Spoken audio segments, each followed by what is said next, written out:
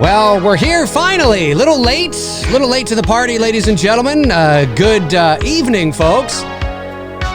It is episode 63 of Two Dudes and Some Bullshit. I'm Dave McRae in Toronto. He's Tony Michael in Atlanta, Georgia. It is Monday, March the 30th, 2020, 7:16 p.m. Eastern Standard Time. Ladies and gentlemen, it's Child's Play tonight, the original. We are live! Oh, yeah. And I have something to get off my chest before we start. Something I gotta get off my chest. Sit tight, folks. That's right. Hey, it's great to be back. It's great to do these shows each and every week, as often as we can. And well, this is it, episode 63 of Two Dudes and Some Bullshit. We're watching the original Child's Play from 1988 tonight. This is my favorite of the series, although to be fair, I haven't seen anything past 3 because I don't give a fuck. But I really love. Well, how can you say it's your favorite, Dave? Because I can, and that's just me. But no, it's because I've. Oh, it is. Oh, it's great. Still holds up. Absolutely. Tony, how you doing before I give my thoughts on something? Dude, like I said before, I'm literally having the shittiest week by definition. Literally the shittiest week. Week ago on Wednesday, I was telling this the day before we started, I'm in the middle of a job for a client and my camera shut down. I mean, just literally shut the fuck down. Oh. No idea what the fuck happened. And I was telling Dave, as everyone knows, everything's closed right now. So I drove all over Atlanta Wednesday afternoon looking for a fucking camera store. Couldn't find a fucking camera store. So I ended up having to buy the camera again because I can't get it fixed right. Yeah, I can't get it fixed. And it's this camera. I have 2 professional cameras. I have one that's a regular commercial for like billboard advertisement stuff. And then I have this camera, which because it's got the bracketing system on there, for those who don't know, with bracketing, it's like I'm taking multiple exposures for the houses that I do for real estate photos. And then I merge them together into one photograph. And that's what I give to the agents. Right. I don't know what the fuck happened, but like I had all these jobs lined up for Thursday, Friday that I had to move out to like this week. And like, I've literally like triple booked myself on all these shoots, but it just like happened at the worst time. And I'm like, because it's probably such an easy fix that's only going to cost me like $100. Cause I think it's some stupid error thing that's inside the camera that needs to be reset. But I had to buy a fucking brand new one. Like I had literally no fucking choice. So that's how Wednesday started. Friday night, for those who don't know, but Dave knows this, about a year and a half ago, my mother collapsed to the point where she has very little movement. She can't walk without an assistant, whether it be a cane or a walker of some sort. And she collapsed again on Friday night. She was doing a lot better. And we thought, we had taken a turn for the better, but it just totally like went backwards and she couldn't move for literally 3 hours. We didn't want to take her. She didn't want to go into the ER. I asked if she wanted to go to the ER. She was like, no, because of obviously everything going on right now. You don't want to risk going to the hospital, getting sick if you're not that serious. And since we knew what was wrong with her, we knew if we just kind of waited out, we can get her back up. And we did. So that was my Friday night. And then Saturday morning, which I'm going to let you take from here, some dingbat asshole stole my photo. Take it away, Dave. So actually how I found out about it was the other night I was doing at the end of each month, I do what's called Saturday Movie Night, and it's a level 2 and 3 Patreon thing where you have to be part of level number 3 to vote for the movie that I watch. But if you're part of level number 2, you get to join in on the live broadcast. But it's exclusive to level 2 and 3 patrons only. And then once the live broadcast is done, it just goes up on my channel. And this past week, Psycho, right? Right, we did Psycho. Yeah, I put up a bunch of old films, and Psycho won by a country mile, as they say. And so I was giving. So we all watched Psycho, and it was a lot of fun. Anyway, one of my, and a big supporter of the channel and a big supporter of you, and a level, I think she's level 2 patron, is the name Joanna from Canada.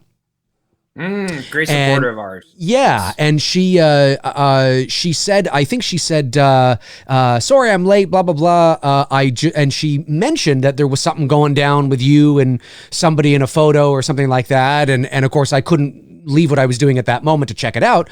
So I was like, well, I'll have to go check this out afterwards. And I went and I checked this out afterwards. And listen, Tony can fill in the gaps, that I don't. But this is an issue, even though it hasn't happened to me. I mean, Tony's like, the brother from another mother, and he's a fellow artist, and I totally understand what he's going through. And this kind of thing is one of the biggest pet peeves of mine. And I'm going to be as diplomatic and as professional as I possibly can.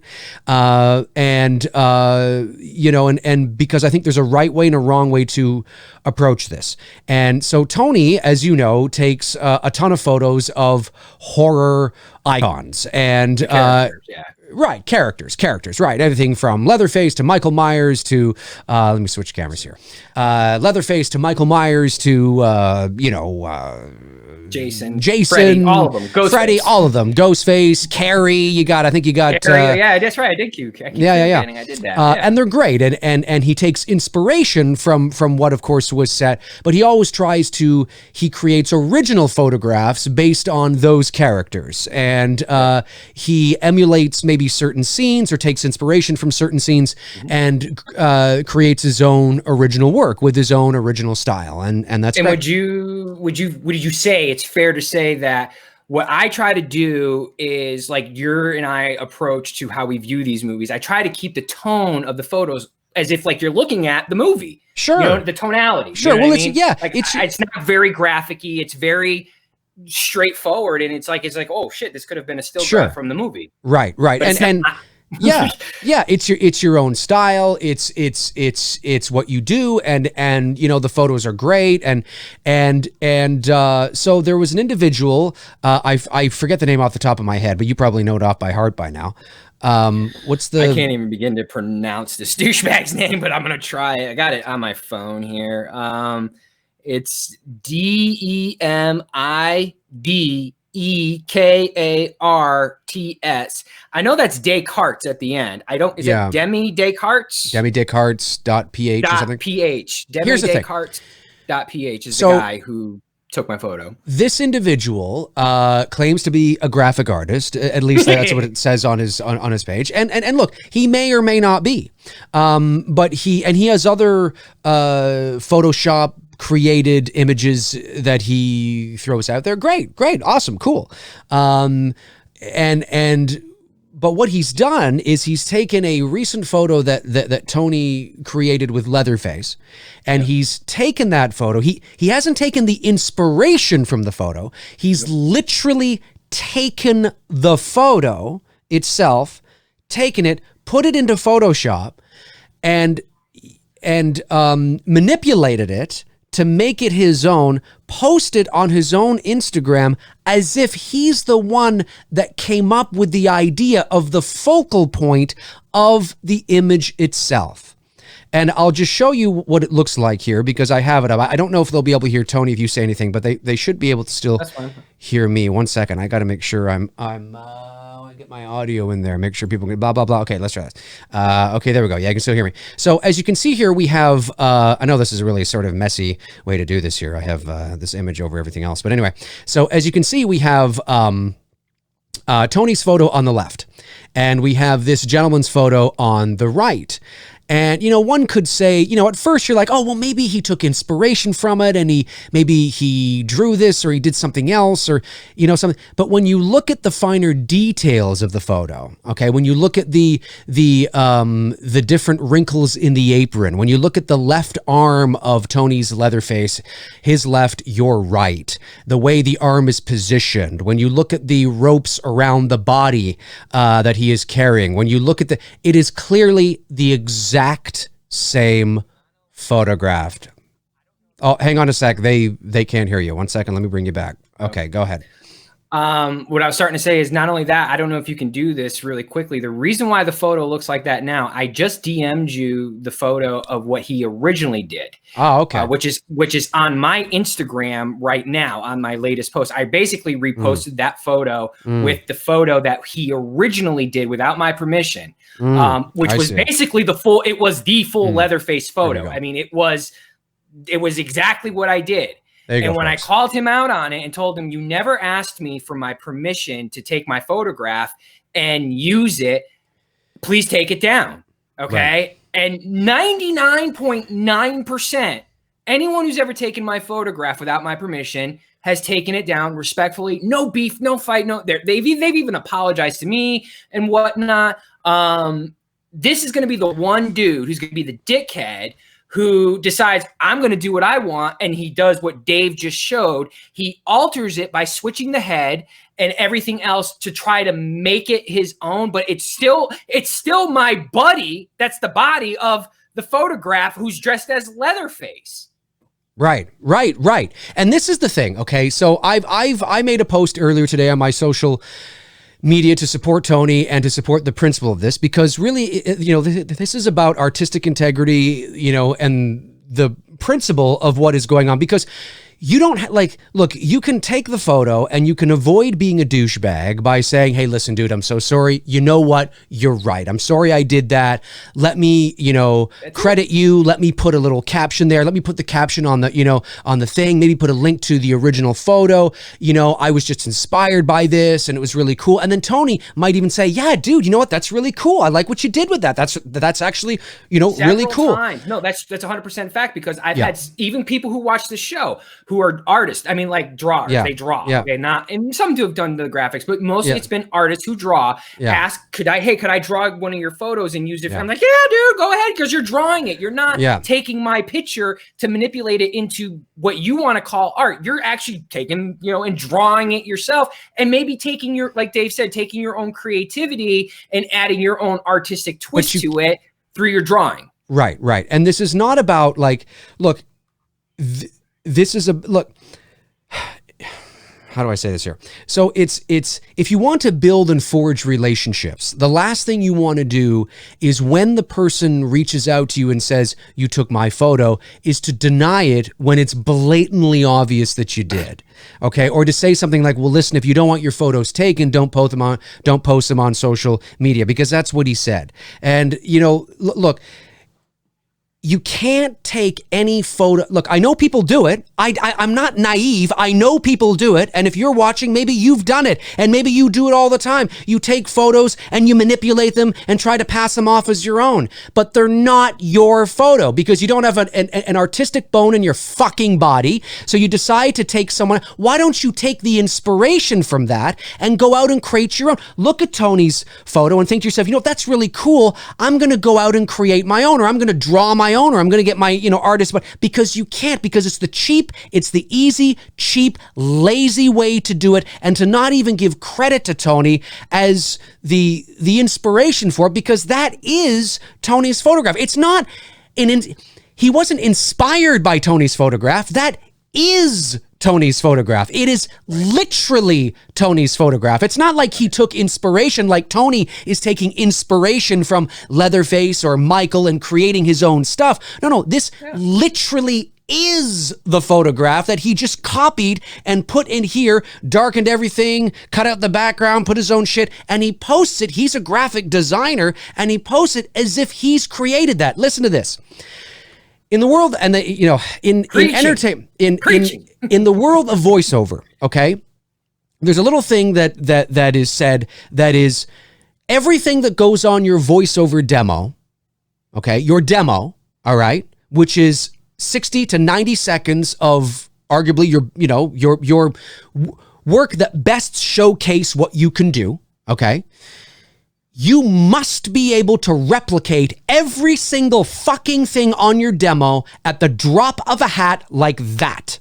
When you get into the studio and somebody says, we want that voice, we like that presentation. Oh, you can do that? We want that. If you can't do it, it shouldn't be on your demo.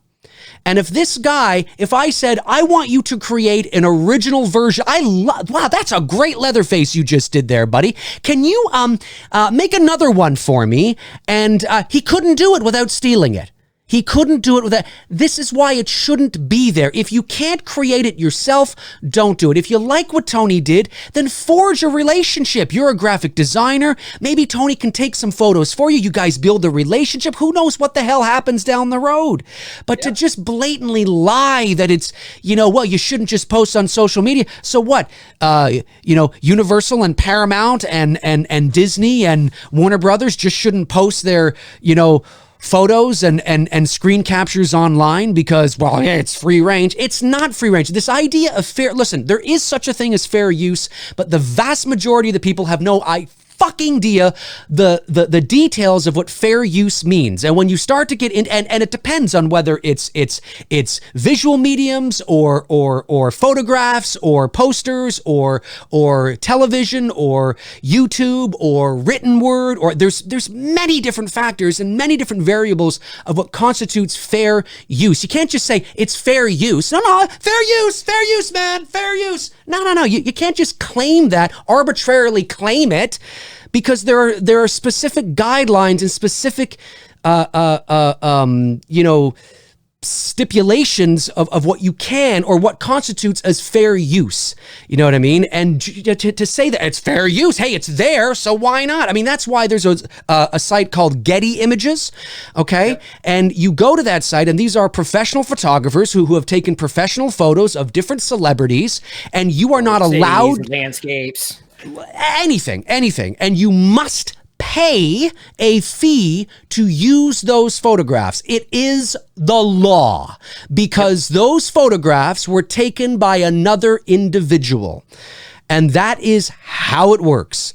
And it's not about the character within the photo that's copyrighted by a studio. Tony's not arguing that Leatherface is not owned by somebody. Oh, I can do Leatherface too. Tony's not arguing you can't do Leatherface. We're talking about taking, it's about principle and artistic integrity, and not just lifting somebody's photo and pretending like it's you're the one that created it, because you didn't. It's a douchebag move.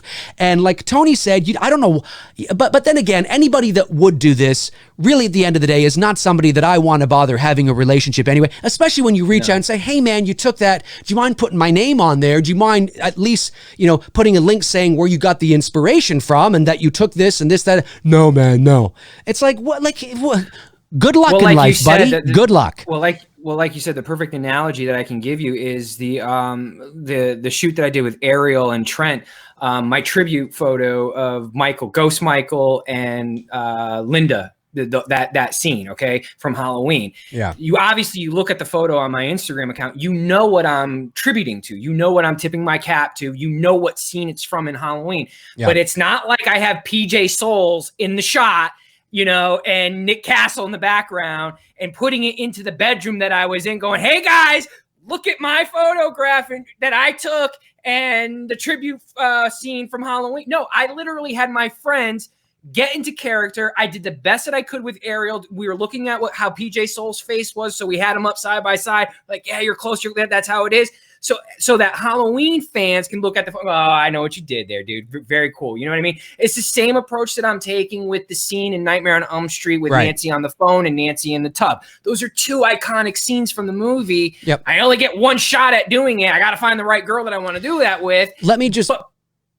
Sorry. No, I just wanted to post. I posted this to social media the other day. Many of you probably seen it. Again, Tony, they might not be able to hear you for a sec, so I'm just gonna switch things here. Here's an example, okay, of an artist, and this was reposted even by Ryan Turek. This artist has done some great work. Okay, here's an image that you've probably seen on social media. Okay, I forget the artist's name now. Forgive me, but he does great work. Clearly, this was not his original idea. And what I mean by that is he didn't think of this idea on his own in terms of, what would make a great Michael at a door and Laurie standing at the door and this guy, like Halloween 2018 never existed. No, this was inspired, okay? And he's not pretending in any way that this was his. Now, this is his original interpretation of it. But if you were to ask him, or if you were to, he's not going to lie and say, no, I came up with this completely idea. What? Halloween 2018? What the fuck are you talking about? Of course not. Of course he's not going to do that, right? But he adds his own touch there, right? He adds the handgun. He's got the glass coming in. He takes inspiration from it, and obviously everybody knows where, I mean, that's a bit of a different example, but because people know where he got the inspiration from, but it's the principle of it. It's the principle, right? I mean, listen, nobody's going to, I mean, it's not like a lawsuit's going to come out of this. It's not like, but at the end of the day, it's like, really, dude? Like, you can't just say, like, it's clear because every little detail, it's not just its Leatherface, it's every minute detail, everything from the wrinkles in the apron to the position of the arm, to the ropes around the body, to the everything. It's expensive for me to put that shit together. 100%, but it's clearly Tony's photograph. And anyway, I don't want to keep going on about this because obviously we do have something to watch, but I do want to say that I agree with Tony. I support him because at the end of the day, it's the principle. It's our. It is. And only like one or two people have reached out to me and said, "Dude, I need to get over it." And that's where I'm like, well, you know what? That whole shoot, that setup you're looking at right there in that one photograph cost me $2,000 of my own money to have the mask made, to have the dummy wrapped up in the ropes and all that, to have that made by I almost said a costume creator, doll creator. But I had a costume creator make the apron, to make the shirt and everything. The tie was custom made because it's literally the exact looking tie that Gunnar Hansen wore in the original Chainsaw Massacre. That's $2,000 out of my pocket. I didn't do a Kickstarter. I haven't asked money, from people or anything like that. This was all my own shit because I love the genre. And all I'm trying to do with the genre that I love is just continue these characters' legacies that, Hooper left for us, Carpenter, Craven, fucking Miller, all these, Steve Miner, I said Miller, but you know who I was talking about. Everything that these guys left for us all these years ago, I'm just trying to, continue these characters' legacies for us to enjoy with ideas and different concepts of how these characters were originally, presented to us all these years ago. But by, like Dave said, maybe I'm taking some inspiration. When I do the bathtub scene, the iconic shot from Nightmare on Elm Street, everybody's going to know where I got it from. But I'm going to probably put my own little twist on it just so that I'm not totally ripping off Wes Craven's iconic moment, but it is my tribute to Wes Craven. You know what I mean? So, yeah, I don't want to keep going. Look, I'll just say this. This is, look, I went back and forth with somebody in the community section here on my channel a little bit because he began with this. He said, all artists steal from each other. Like there is, look, what a blatant fucktwat of a goddamn statement is that? Sir, I'm sorry. I know you say you're a fan of the channel, but you don't know what the fuck you're talking about. Do artists steal from each other? Yes.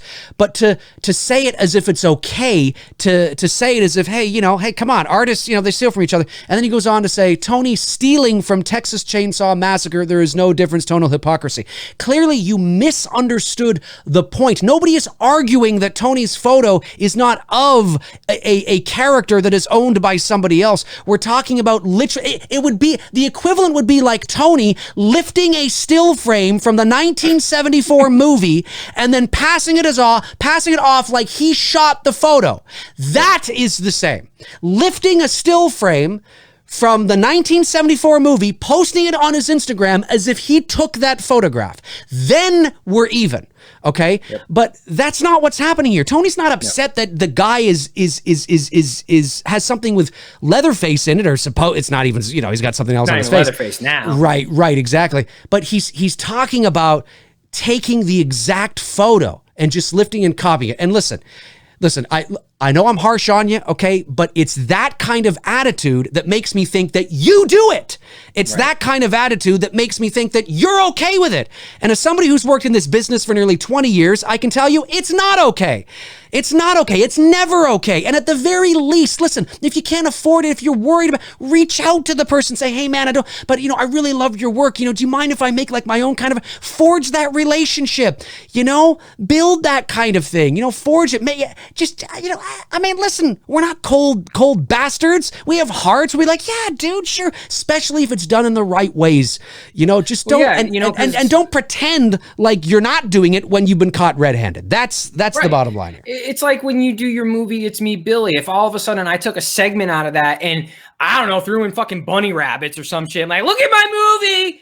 Dave's gonna be like, what the fuck? That's not your movie, right? It's, I invested my time in writing the script and all this stuff like that. Like, that's the part of this that I don't think people understand.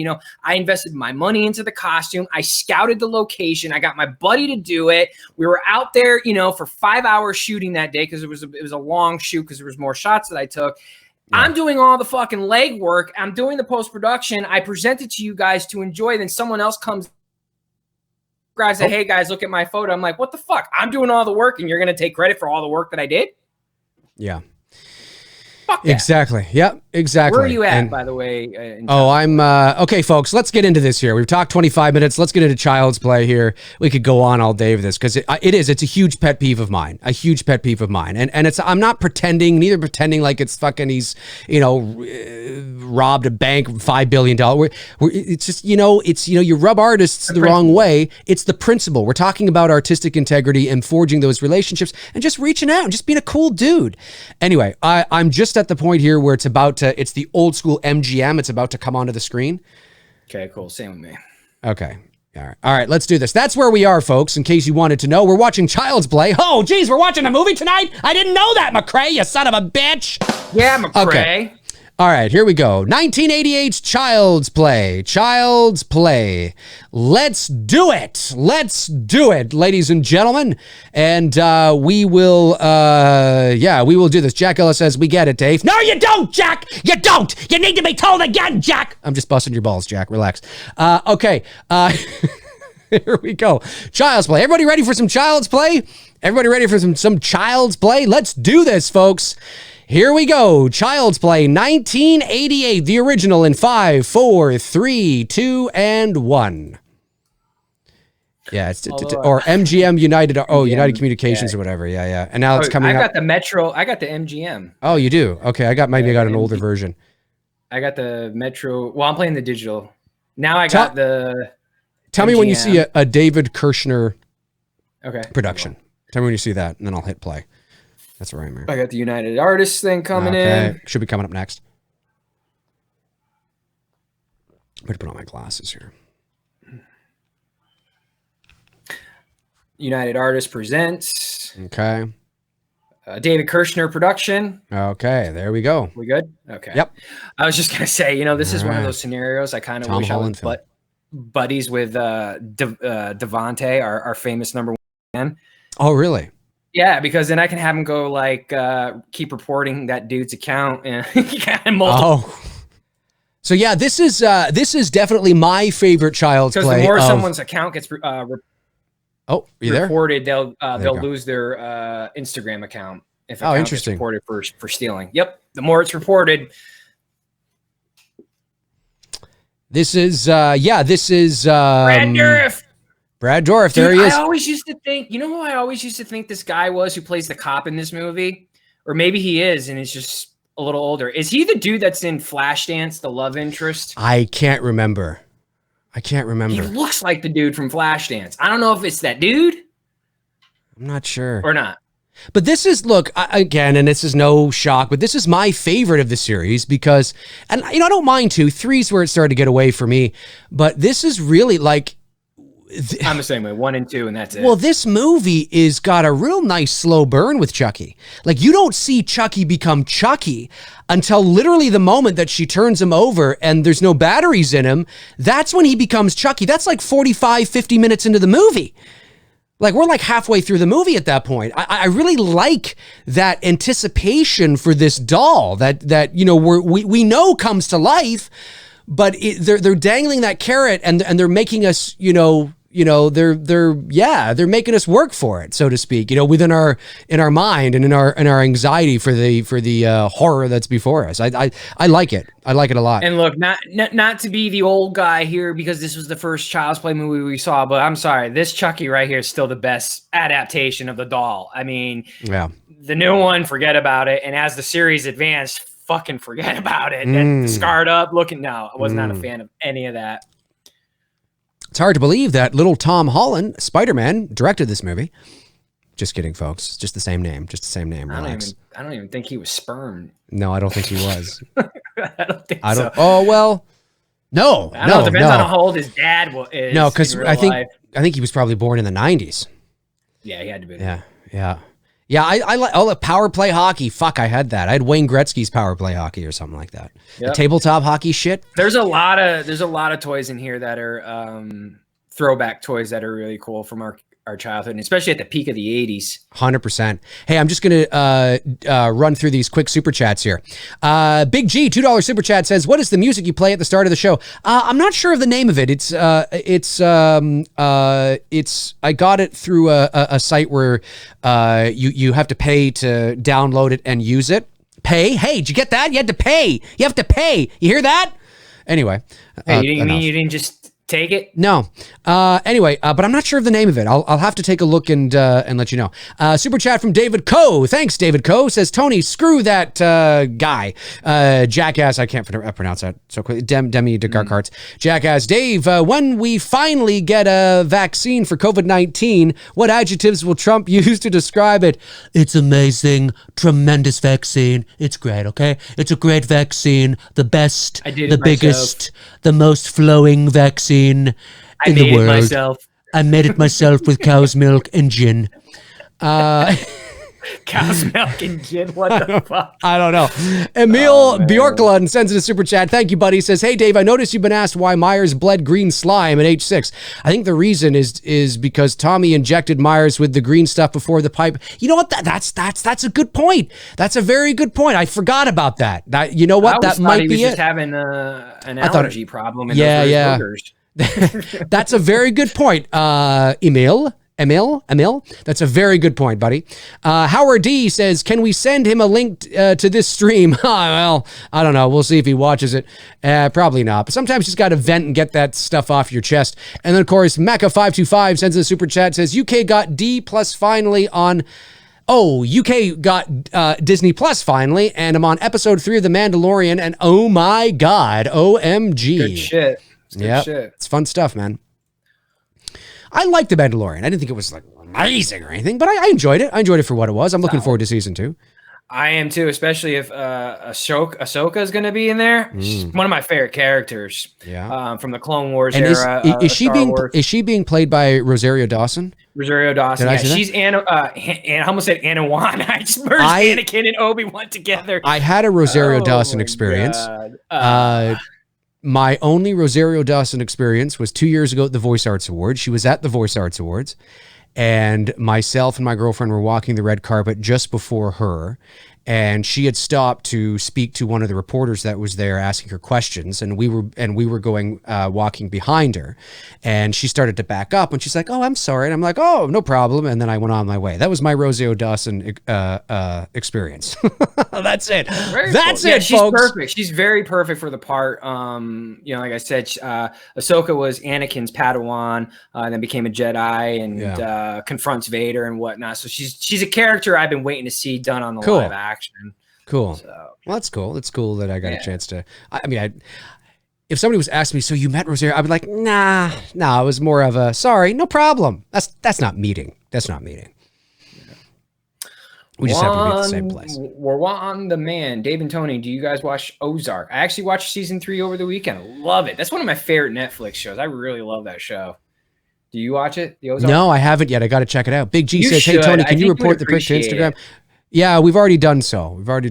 Yeah, everybody, you can report them. The more you guys report them, he may end up losing his account. And I don't know how Instagram will handle it, but if enough people report it, it will be red flagged on Instagram, and Instagram will take a look at the situation, probably contact me and all that shit. It's just too bad. Like it's he's passing it off as if. Anyway, I don't want to go off on this. I don't want to go off. It's just.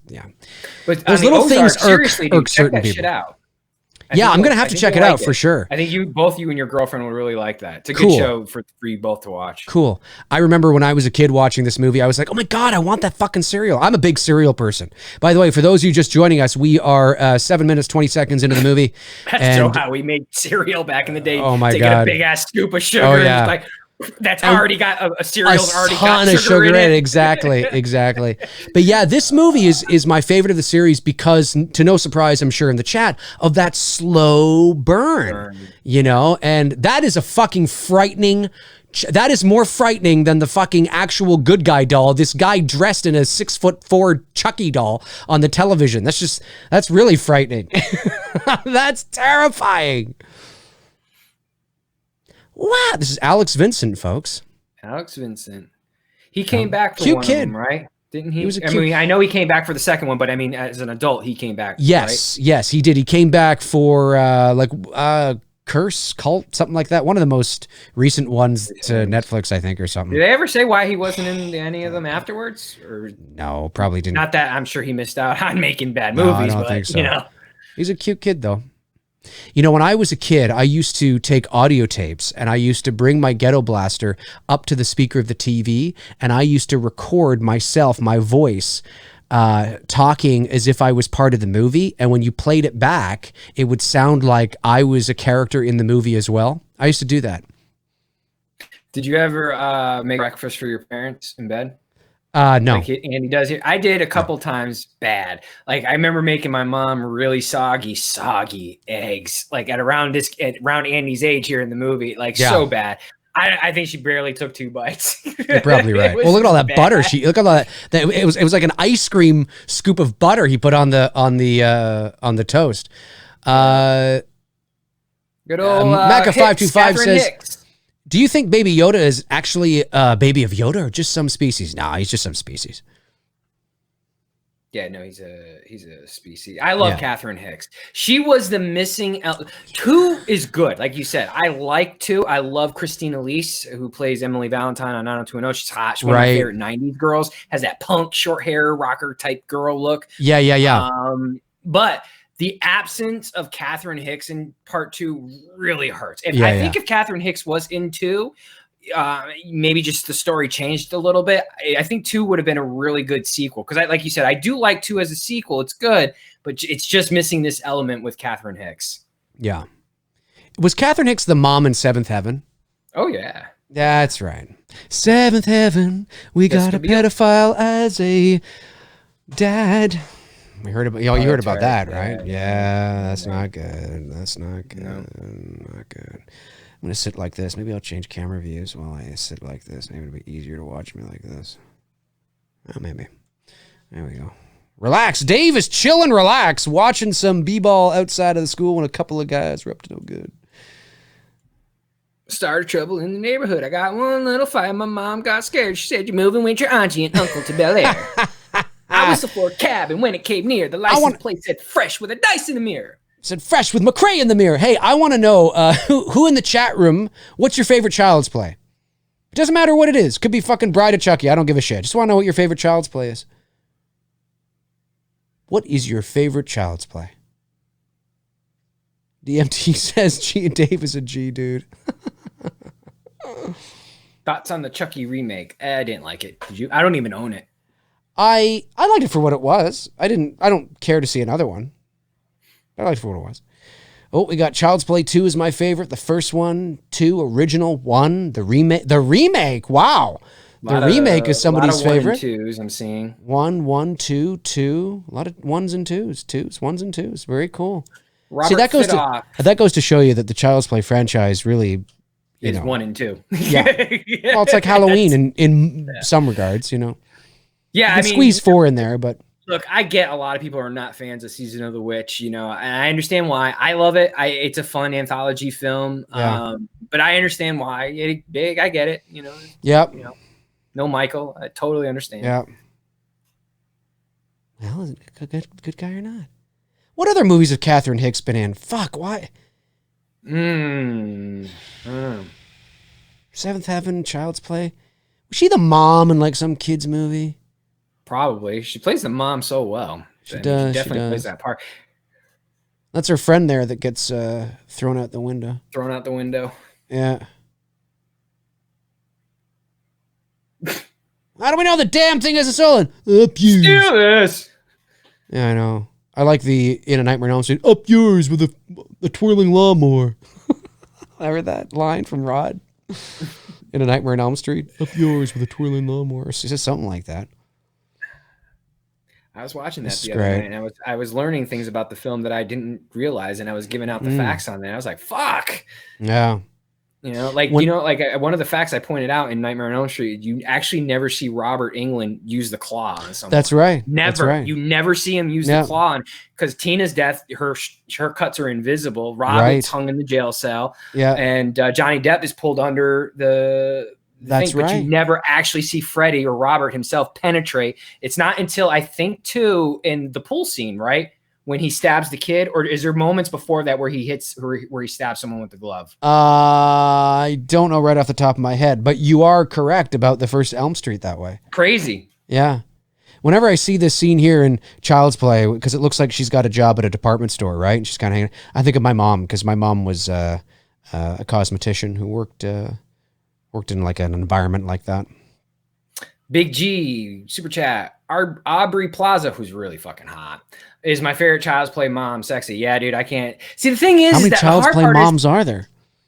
Really, Catherine Hicks and Aubrey Plaza are the two that I can think of.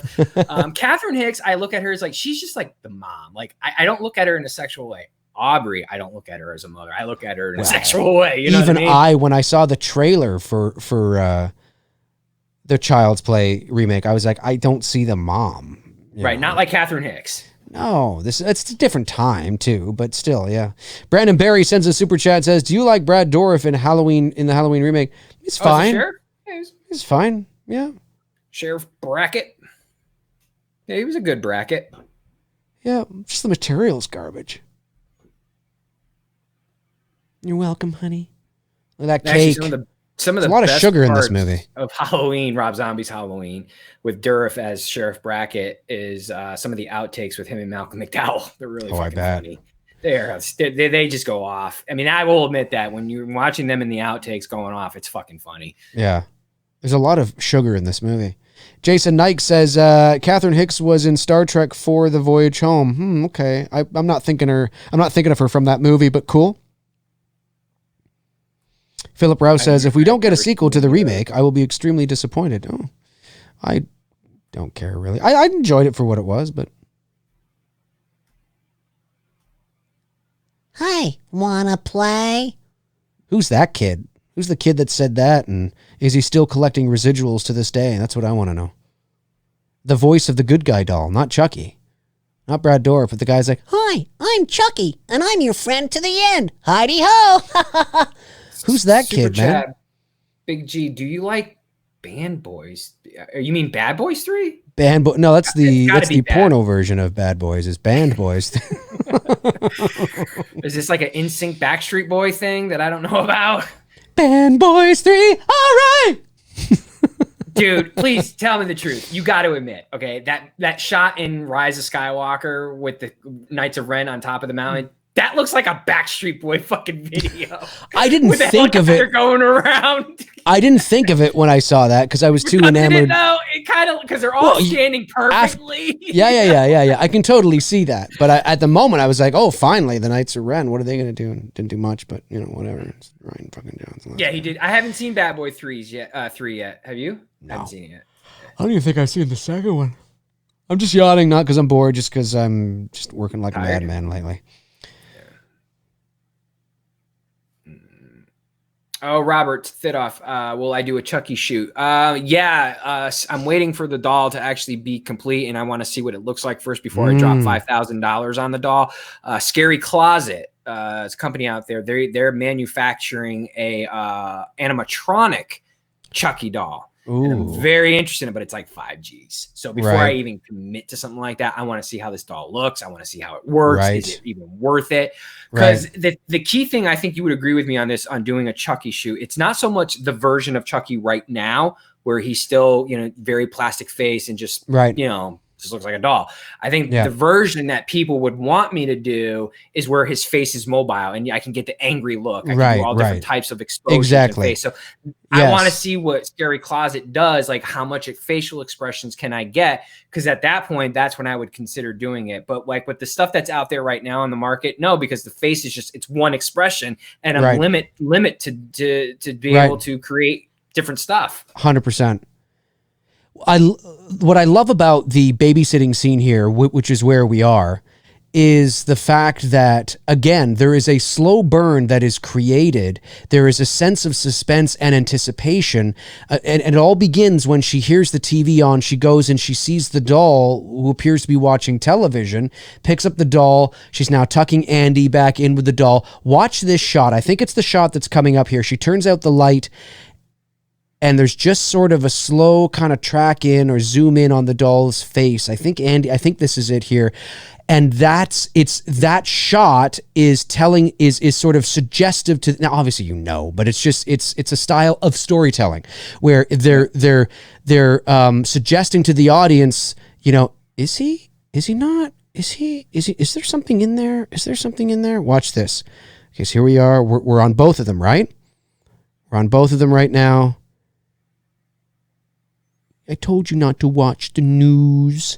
Gives him a kiss on the cheek. And then all of a sudden, the camera begins to zoom up on Chucky's, just that face. And it's just like, is there something in there? And it's not moving. And it's almost like you anticipate and expect him to blink or something like that. And he doesn't. Yeah. And that was the right move. You don't have the doll blink. That's the right move. You just suggest that there's something there. And then you move on to the next scene. I love that. I love that. And of course, here we are. Coming up, What's Your Face is on the couch. It's night. I like the dimly lit sort of thing. Old movie on the television. Closes the window. Love this. Yeah, what was that movie? I missed it. I didn't catch it. Hans Gruber, timestamp, please. I've got 1919, 1920. Where are you at? Yeah, pretty much, yeah. Okay. Might be a second ahead of you, but we're essentially the same spot. I love that shot. Filmed in Chicago, right? It takes place in Chicago. I think it probably was. And I love this. All you see are the feet. No, that shot there, the door opening. And then I believe this here is an actual kid who's going to run behind the babysitter in the background here. Yep. Right. Here we go. Right there. Right there. Yeah. That's an actual, I believe it was a little girl, wasn't it? I think it was a little girl. Like that. I haven't watched the documentary on this in so long. But that was brilliant. I mean, so creepy. So well done. Again, so out of subtle. Focus, not completely in focus. Yeah, out of focus, not drawing any attention to it. Like you're really building, and you just see chairs moving. You don't see his feet yet at all. Like you're really building anticipation. Yep. And again, we're like over 20 minutes into the movie, and there's not been no Chucky, like nothing, just a real nice, and I know you can't do that for every movie once the cat's out of the bag, but. Someone's saying it was actually a short person, not a kid. Oh, I thought it was somebody's daughter. Yeah, see, I don't know. I haven't seen that, Doc. I mean, I know what you're talking. I know it was a person. I just couldn't remember if it was, a kid or what. It could have been. It could have been a what I don't know what the politically correct thing is now. A little person, a small person.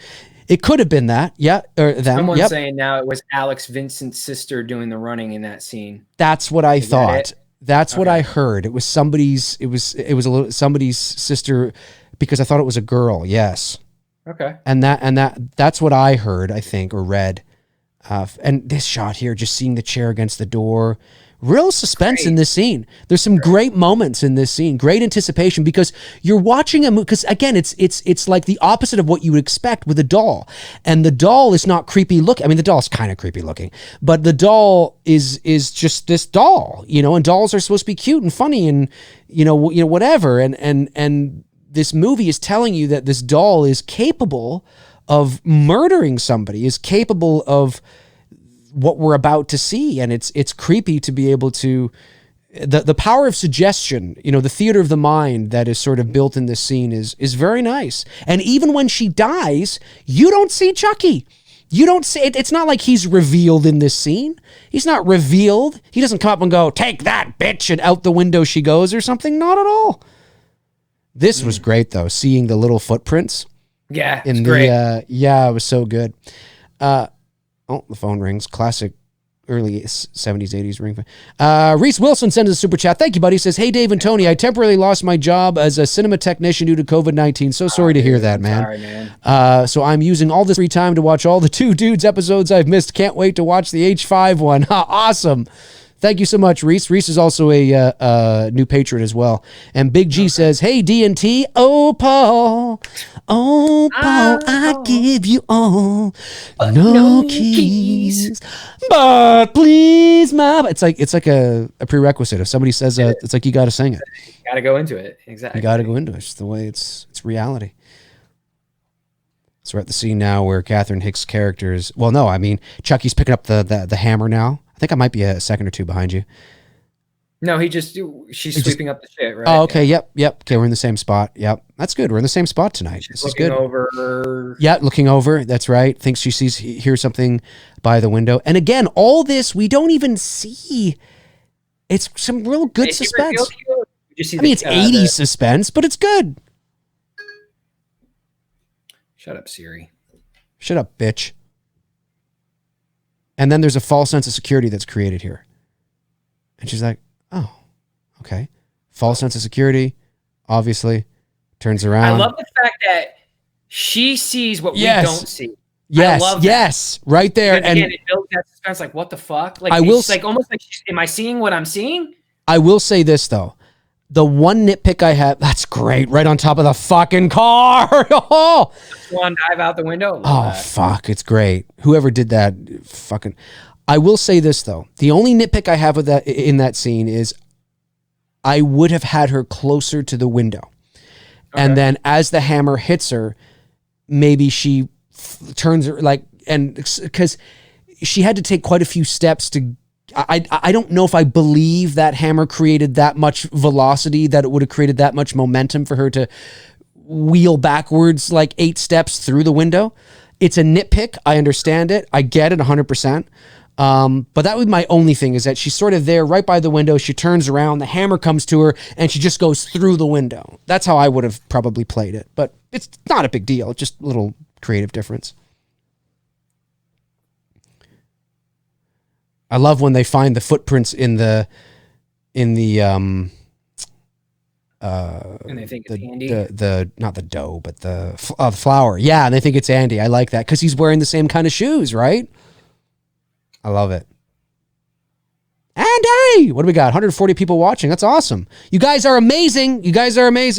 Hey, and if that guy happens to watch this, who did take Tony's photo, dude, do the right thing. Reach out to Tony, be a man, be professional, and do the right thing. I don't know, bro. He sent his girlfriend after me. I told you about that, right? Oh, no. Okay. Well, then obviously he's not going to do the right thing. Because I called him out and blasted him for stealing my photo, so his girlfriend came after me. Oh, God. Yeah, that's what I've been dealing with, guys. Really? Girlfriend can't fight his own battles? Nope. Leave him alone! Leave him alone! Fuck, what is this, grade 2? There's always an opportunity to do the right thing. Always an opportunity. Not saying it's going to happen. I'm just saying there's always an opportunity to do the right thing. DMT Infinity, what's your number one favorite horror movie, period? Also, what is your number one favorite slasher? And which movie was that slasher your favorite in? Well, my number one favorite horror movie is The Exorcist. I'm trying to... What's yours? What's the question? What's your number one favorite horror movie? Halloween. The original. And I'm trying to figure out the second part. Maybe you can help me with this. What is your number one favorite slashers? He's pluraling that, I think, or if he meant to say it, not plural. And in which movie was that slash? That's why I don't think he meant plural. I think he means what's your favorite slasher. And in which movie was that slasher your favorite in? That's the second part I don't get. I get the first part. He's talking about who's your favorite slasher is in character. Who's your favorite slasher character? And in which movie was he your favorite in? Oh, Michael, and the original Halloween. Yeah, Michael. Yeah, same with me. Yeah. Yep. The Manhammer AR-15 says, Sir Dave, in regards to It's Me, Willie, will he be as vicious I can't as... help it, I know, it's so funny. Childish. We're so childish. Oh, here's the scene right here. Andy, what do you got in your feet? I'm coming back to your question, buddy. Don't worry. What do you got in your feet? Wow. I love that. Can I see them? That's what you do. Yeah. Sure. Oh, look at that. Yes, he says... we never even talked about Max von from The Exorcist. Yes, he passed away. He did. Well, I made a big social media post about it. Show you how good the makeup was back then, because he just died at 90, which he looked like in The Exorcist. Yeah, he looked like he was 50, 60. Yeah, it's true. Sir Dave, in regards to It's Me, Willie, will he be as vicious as the little chap Chucky? To yell at me, Tony, it wasn't 50 years ago. No, I know. Will he be as vicious as the little chap Chucky? I would say no. Billy's not that character. I'm very curious. I'm really fucking curious to see what you do with the Billy character. It's like, I want to ask you, but then there's the part of me that's like, nah, I just want to be surprised. Yeah. You know what I mean? Like, it's like a catch-22, because, you know what I mean? Like, I could easily talk to you about the production, but I'm like, yeah, I don't know if I want to ruin it, because I'm very curious to see where you take that character's arc. Yeah. Well, it's let's just put it this way. It's I don't want to say anything, but it's no.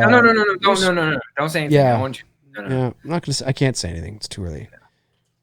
I love how Andy's kind of doing his own detective work. Like, wait a second, hold on. It's on Chucky's shoes. That's right. And I love the way he says this. Ya doll? Ya doll? Ya doll? Watch. Such a Chicago accent. Ya doll? It really is. Ya doll? There he goes. Ya doll? You fucking doll? You imagine? Like between New York and Chicago. Yeah, imagine he says that, then he gets Boston in there. You doll? I got to get to the car. Yeah, the car, not too far from the car. I left my charger in the car. My car charger. Trying to tell me it's your doll? Well, that's a fucking pisser. Yeah, I remember, man. That's my backyard. It's true. That's how we all pisser, wicked. Car. You doll? Going to Dunkin'. Give me a double cream. That's right. Dusty Rose says, "Hey Dave, do you think the Texas Chainsaw Massacre is an underrated franchise?" No. No, I don't think it's much of a franchise. Do I think the Texas Chainsaw Massacre is an underrated franchise? No, I think there's not much of a franchise there. Only one good movie, and okay. Let me exclude the reboot with Jessica Biel. Excluding that, everything up through new Next Generation, whatever it is, just horseshit, except for the original. Yeah, it depends what you mean by franchise. Like there's linear, right, continuity in terms of 1, 2, 3, 4, and then there's like reboots. But if you mean every movie, every all over back front, it's a disjointed garbage mess. That the only 2 Texas Chainsaw Massacre films I enjoy are the remake with Beale and the original. Yep, that's it. Here. I don't enjoy any of the rest. Beginning, I don't mind beginning. There are some flaws, but it still has the overall. You know what the beginning is like? It's like Jaws 2. It has the beginning has the same tone as the reboot of the Texas Chainsaw Massacre, same stylistic approach and everything, but obviously doesn't deliver like the one with Jessica Biel. But Jordan Brewster was easy on the eyes, and I can watch it. But I agree with you. The original with Tobe Hooper's original and the remake. I don't even who directed the remake. Yeah, I know that was Michael. It starts with an N something. Hey Google. Who directed the Texas Chainsaw Massacre with Jessica Biel? That's too long. She's not going to get that. The Texas Chainsaw Massacre was directed by Marcus Nispel. Marcus Nispel. I was right. See, it had an N. Marcus Nispel. Wasn't Michael Bay behind that reboot, right? Platinum Dunes. Yeah. Platinum Dunes, yeah. Yeah, for sure. So we're at the scene here where Andy's trying to convince Leave It to Beaver mom, Catherine Hicks. What was your, by the way, when you were this age as Andy, what was your bed sheets? Oh, my bed sheets when I was that age was He-Man, Elf, Transformers, shit like that. I had Formers and I had Dukes of Hazzards. Those are my two.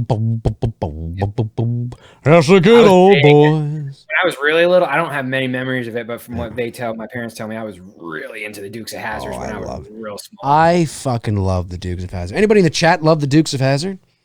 I didn't do much cartoons. I really didn't. I didn't do really like I said, I did a little Transformers, but not much. I was really into like the Dukes, Hazards, and Knight Rider.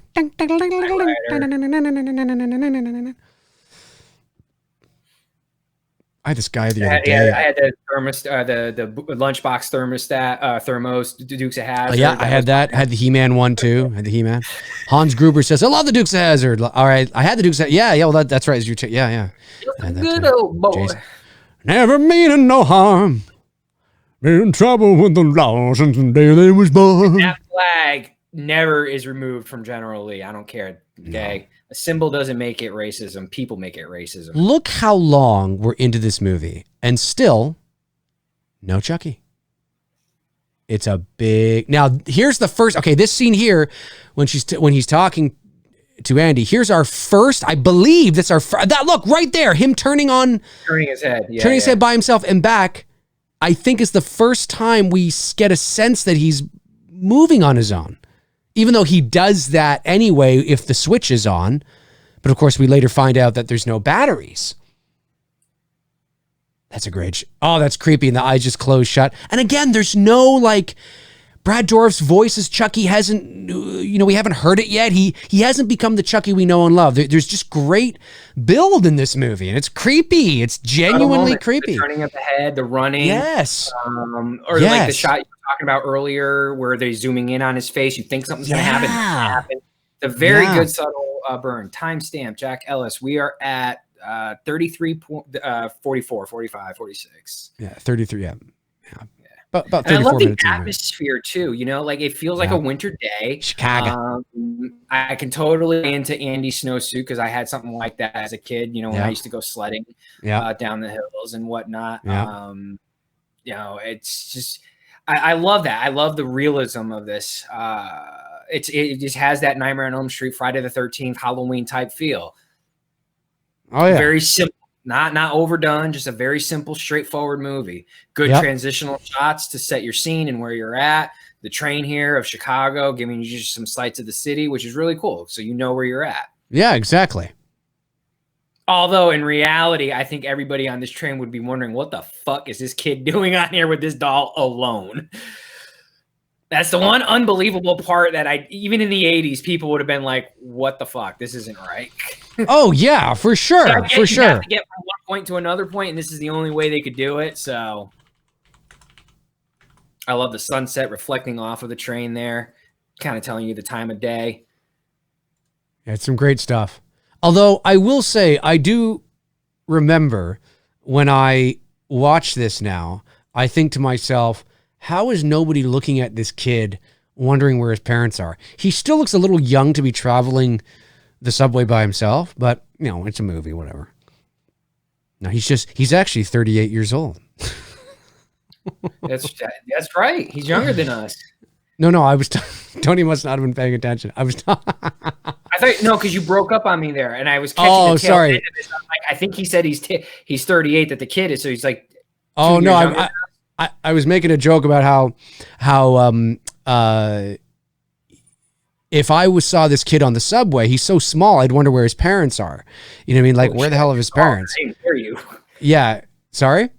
I didn't hear any of that. Oh, yeah. I was like, I wonder where his parents are. And then I said, well, actually, he's 38 years old here. He's just small. Is he older? He's younger than us. He's got to be about that. Though, yes. Real. Yeah. He looks what, at like 6, 7 here? We would have been. Well, I don't know. Hey, Google, how old is Alex Vincent? Oh, shut up. Sometimes Google does that. What, she high tonight? Yes, I love the POV of Chucky running too. Those are some of my favorite shots. It's great stuff. It's great stuff. Yep. No, Alex Vincent is... He's got to be younger than us by only a couple years. They don't even have... I would say he was born in 81. 81. Yeah. So he's 38. A couple years, yeah. A couple years, ladies and gentlemen, a couple years. I missed half of what you said, and that he just happened to be. So it actually would have worked. That's actually true. That's actually true. And then you see the hand. I love that. You don't see it all. You just see the hand opening up the stove. Perfect. Yep. Exactly. Shit. It's genuinely creepy. Yep. And of course, he's back. Does he show himself here, or does he shows himself at the voodoo guy? He shows himself the voodoo guy. And I think that's after This. Is it after this? I thought it was after the Catherine Hicks reveal thing. Yeah, when she sees the batteries. Because I think that's the big reveal. Yeah. That's the moment. Yeah, that's the big reveal.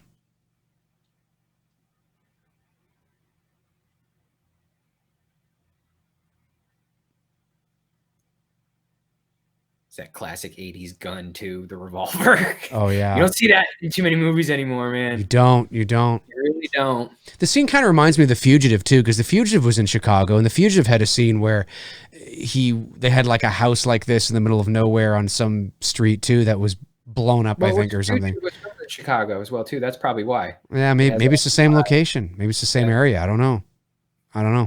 Sad part is that's what pretty much Chicago still looks like in certain parts all these years later. Yeah, Chicago's got a that bad place side. is a war zone. I love those 80s gunshots. Oh, the over, like, it's great. It's great stuff. Chucky. Actually, Chucky, what are you doing?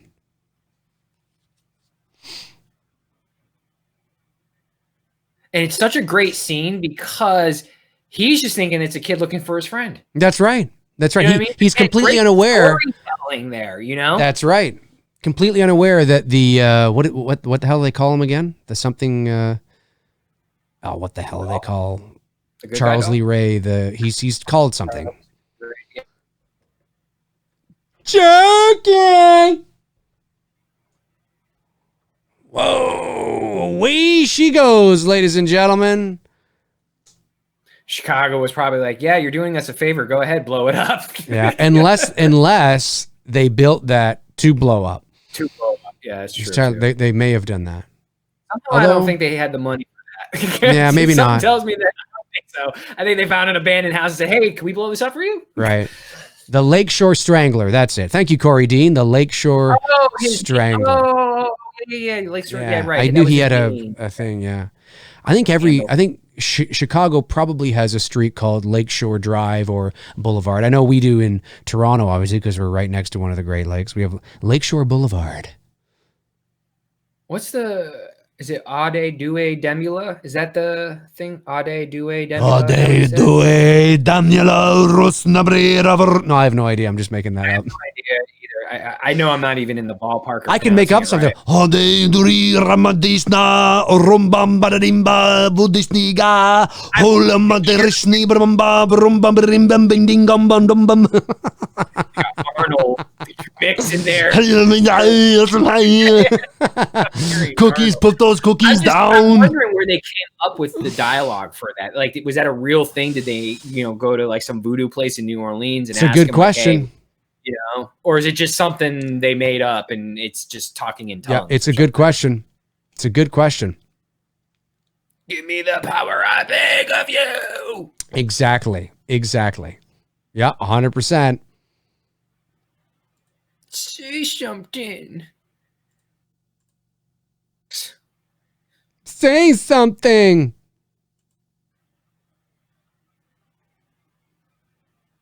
And I'm your friend to the end. Hadio.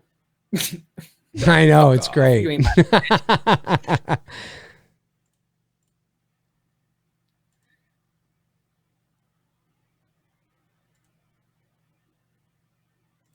Mrs. Barkley, I think your son is off his fucking rocks. I think so too. I think so.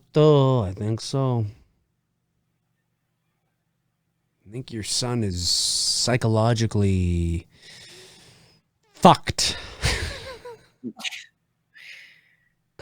Psychologically fucked, ladies and gentlemen.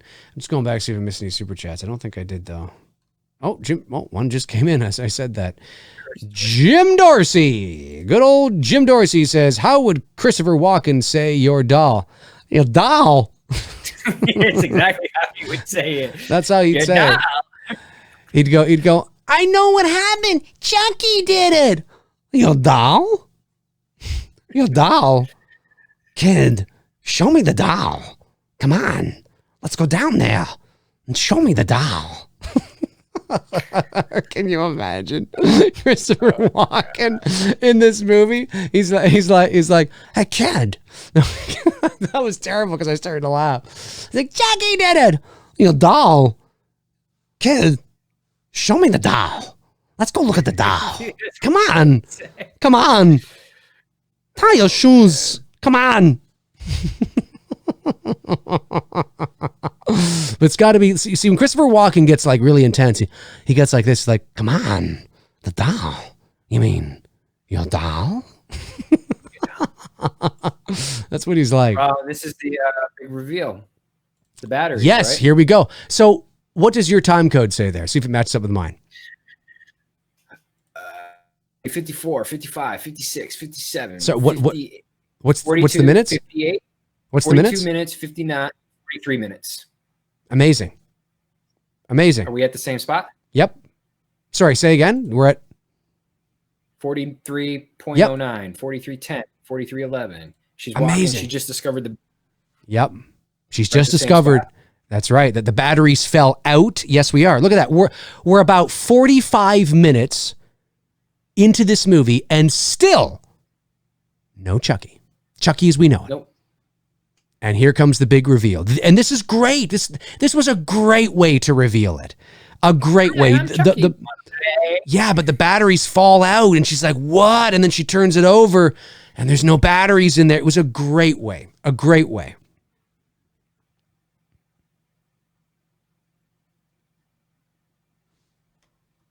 Love that. It really is a good moment. Oh. In this series.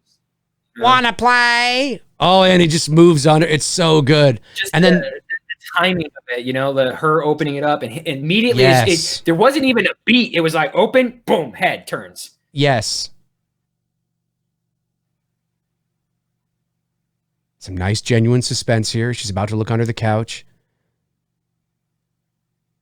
Yeah, it's cool. It's still no Chucky, as And we I know love, it. like, he's still right. He's not alive. She doesn't know what the Yep. hell to believe. There's the doll. Like, what? Is there like a computer chip that's fucked Because up you know or they something?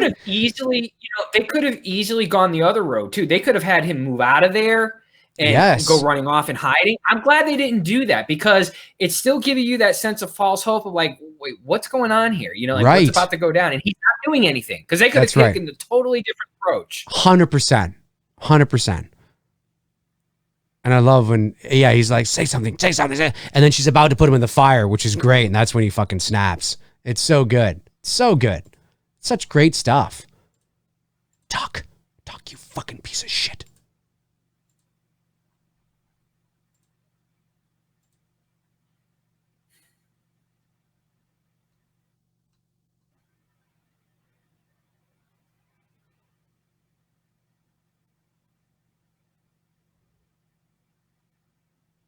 See, this is what I need to get. I need to get this type of doll.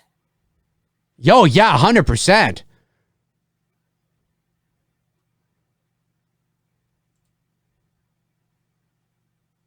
I love the facial expressions. On Oh, the yeah, animatronic look at this. doll. Look at that. It's so perfect. It's so good. Such great animatronic work. So nicely Like done. I said, it still holds up. Still holds to this up. Look at that. Look how creepy that is as he stands up and he's moving like it. It's genuinely frightening. And to see this, the contrast from what we've been so used to for the vast majority of the movie makes this impact that much more impactful. It makes it more creepy when we see this finally because we've been waiting for this moment. They've been just, nurturing us along and it's just been, oh my God, so well done.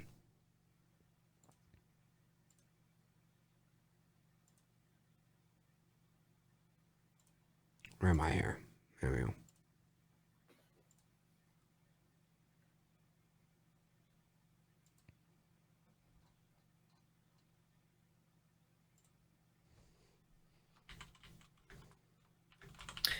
And I will say the soundtrack, which I had back there, the vinyl on vinyl, it's very good. It's very subtle. It's not an overbearing Yes. soundtrack, but it's good.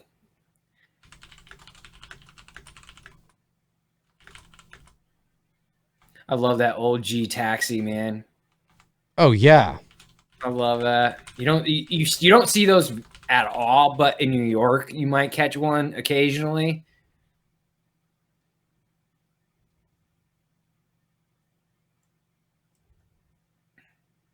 Eddie Caputo. Just looking something up here in regards to Child's Play. I want to make sure that I've got this right.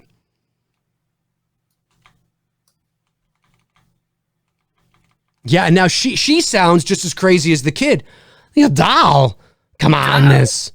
Show me the doll. Christopher Walken. Show me the doll.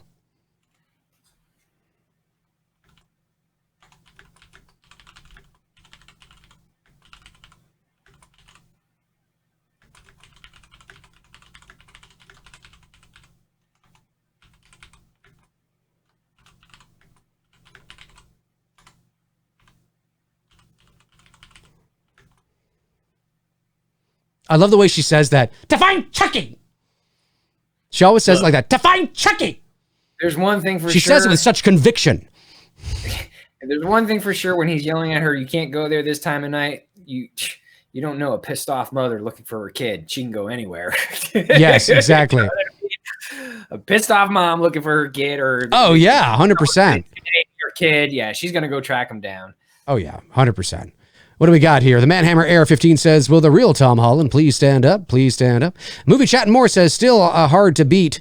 I'm sorry. Sarandon's the doll. Sarandon's the doll. I don't know if I've seen that. I haven't seen that movie. You're talking about the doll? I think I know what one you're talking about. Good soundtrack in this movie too. I like that she's walking along the street and you whoa, whoa, whoa, whoa, whoa. Is that? I thought that said Cheez-Its on the back of that guy's wheelchair. Maybe he likes his Cheez-Its. Maybe he does like his Cheez-Its. Cheez-Its, the sponsor of Child's Play. Where are you going? To find Chucky. And some Cheez-Its. And some Cheez-Its. Maybe that's what she's doing. She's like, she wants to find some Cheez-Its, folks. In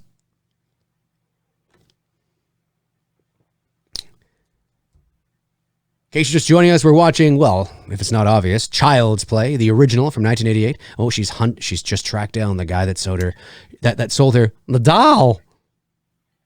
Where'd you get the doll? TKO 4051. Chucky basically turned into Freddy as the sequels went on. The kills became comedic, and he had to say one-liners every time. 100% agree. The two characters literally mirrored each other as the series developed. What Freddy was, and when you look at that first film, to me, Robert Englund's performance of Fred Krueger, which is what his name was in the first film, was Fred, not Freddy. It's still, to me, one of the best performances by an actor playing an evil villain or an evil character. He had a lot of range, but he didn't overdo it. We weren't into campy fucking one-liner, fucking welcome to prime time, bitch. Although great fucking moment, but we weren't quite there yet with Freddy. I still liked him in 2. You know, he still had some of that OG flavor to it. But that first performance is just fucking creepy and scary. And just like in this Child's In the first one. Yeah.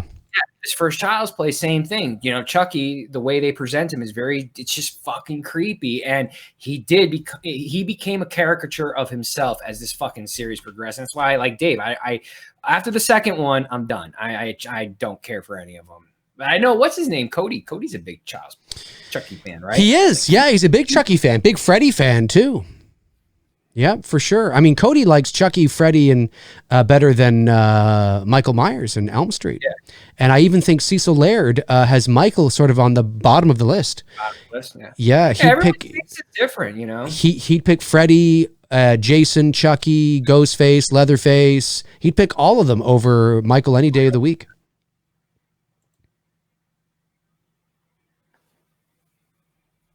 Yeah. Show me the doll. Show me the doll. And it's a cool, like, if this was a one-off movie, it's kind of a cool idea. And I love the special, I love the special effects at the end too. No, well, you know, I know I always say that, but it's true. It's true. I mean, really, this film didn't need a sequel. It really is a complete full story. Oh yeah. There's no but I get it. I totally get it. And if like I said, 2 is a manageable movie. It's not a movie that's hard to watch. It's a good sequel, but that's it, man. The novelty of it kind of wears itself off after 2 films.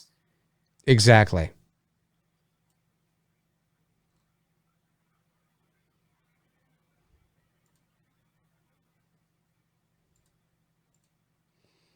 He got inside the doll sexually. That's a whole other film right there, folks. A whole other film.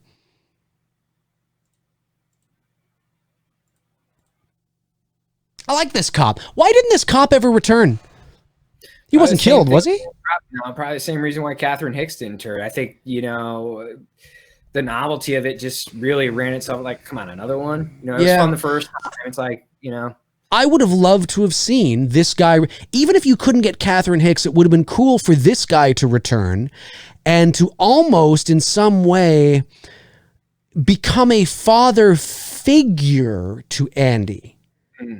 Because Andy doesn't have a father, or his father's a deadbeat dad, or whatever the fuck it is, right? It would be interesting if maybe something happened, because I think the story in part, what was the story in part 2? In part 2, it was that his mom wound up in like a mental hospital or something. Am I right on that? You Child's Play 2 fanatics, answer this. Is it true or not true that in part 2, it's explained that the mom is in like some hospital or ward or something? But is it ever explained what happened to this guy, the cop? Do they ever explain what happened to the cop? Chat room will let us know. They're feverishly trying to get their answers out. Andy was adopted. Oh, he was adopted? So she was the adopted mother. Okay. No, well, I know. Not in this movie. No, not in the second one. They're talking about the second one. No, I know that. I know Andy. No. I know that he was put in a foster home. But I mean, in the explanation was that his mother, this mother, Catherine Hicks, was in like a ward, right? Okay, a mental ward. Did they ever say what happened to the cop? No, the cop is never mentioned, says Michael Anderson. Is that true? The cop, Chris Sanderson, was Jerry. Well, I know that, but did anybody say what happened to? Was it ever explained what happened to the cop? The cop is never mentioned. Okay, I'm gonna sneeze. It's okay. I don't have COVID. Relax. It's just the lights sometimes make me sneeze. I'm gonna do it again. Excuse me. Sometimes bright lights make me sneeze. Ever happen to you guys? So we're at the scene now where Chucky is fucking raising hell with the cop in the car. I love that. The knife through the seat. He's like, oh, fuck. Oh. I love that. That was sped up, that shot there. Yeah, it's great stuff. I love it. I will say this. Even if you couldn't get the actor back to play the role, I would have tried to bring the character back. And I think that would have been a nice connection to the original movie. Almost like the cop feels a sense, because of everything he went through with, Catherine and Andy and everything, especially the final climactic moments of this movie, right? Maybe he feels, I don't know, he somehow figures out that Chucky is back, Charles Lee Ray is back, he's in another doll, and he ends up finding Andy, who's, in this foster home, and sort of like, there's like, you bring him in, there's a nice connection to the past. And maybe at the end of that movie, he ends up actually adopting Andy temporarily while his mother do you know what I mean? Like maybe becomes his guardian or something. That would have been interesting. And you don't have to bring back the actor. I mean, if the actor didn't want to come back, you do a casting call and you try and find an actor who resembles the guy who can bring it like this guy did, and you just bring back the same character. It's always in the best interest for the emotional attachment of the audience to bring back the same actor. It's always great if you can do that. But if you can't, especially with something like this, nobody was necessarily, I mean, it's like one movie, nobody's emotionally attached to this guy yet. I could see if he was in 5 films and then he didn't want to come back. No, you wouldn't necessarily recast then because you've already established him in so many movies as this one actor. But you could have brought the character back with somebody else, and it might have made an interesting angle to Child's Play too. Yeah. Anyway, that's my thought on that. But Hans Gruber says Sanderson would have done it for sure. Oh, okay.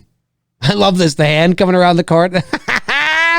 I love it. It's kind of cute. That was actually kind of cute. You see his little face and he jumps by. I know I'm not supposed to think it's cute, but it's kind of cute. Little fucking doll. Oh, you're the fucking... And he's just like, I just saw a fucking I doll. know. Some nice moments here. It's good. That's a good scene. That's probably my favorite scene. Well, this and the moment when she realizes there's no batteries. Do you know what I mean? And that scene Sure. plays out. That's probably my favorite. This and that scene are probably my favorite. Super chat comes in from David Lee Barron. Thank you, David. Says, could you imagine De Niro playing the detective? No. Maybe. I mean, De Niro from that time would have been like Midnight Run De Niro. So maybe. Yeah, and then when the kid says the doll did it, he would have been like, He would have been like, yeah, the doll did it. see, the doll did it. The doll fucking did it. Hey, if it That's was what Al, he would have done. if it was Al Pacino, it would have been like, the doll The doll did it. did it. That would have been funny.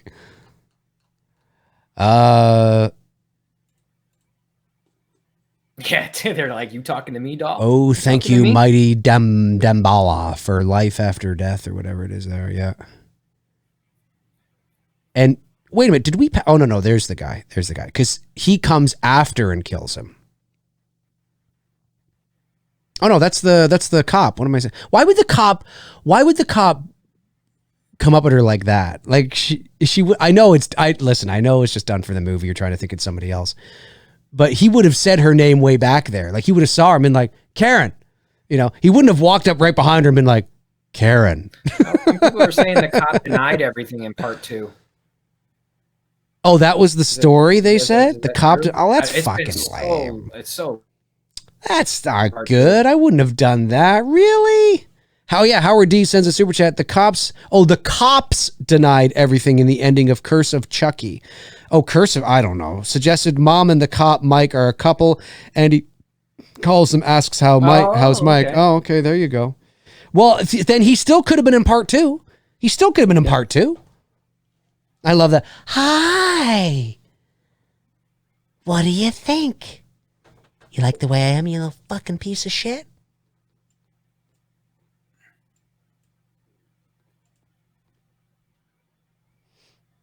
Ba-na-na-na. and it hurt. Oh yeah. I love how his hair is so perfectly coiffed in his scene. I know, it's great. Yeah, it's like literally perfect. It's great, but it's great animatronics. Philip Rose says, thank you for the super chat. Says, yeah, the cops denied everything that happened in part 2. So they even denied it in part 2. But I think you still could have brought Mike in as the one defier. Change that. You know what I mean? Change it. Maybe the cops in general denied it all, but there's this one rogue guy who maybe he's no longer a cop and he couldn't continue on with the force.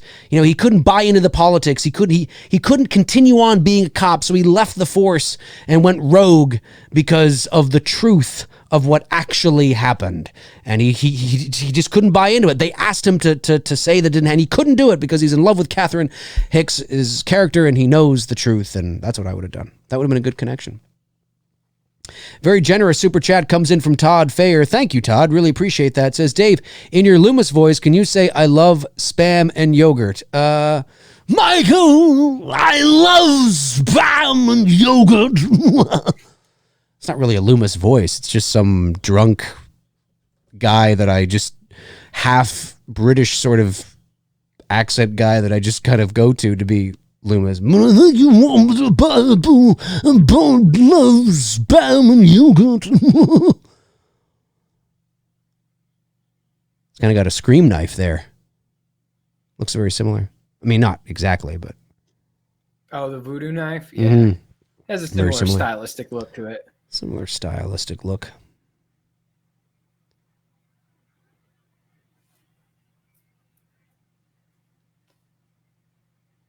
Yeah, they did a good job. I mean, even today, like, you know, I buy it. I mean, it's a doll.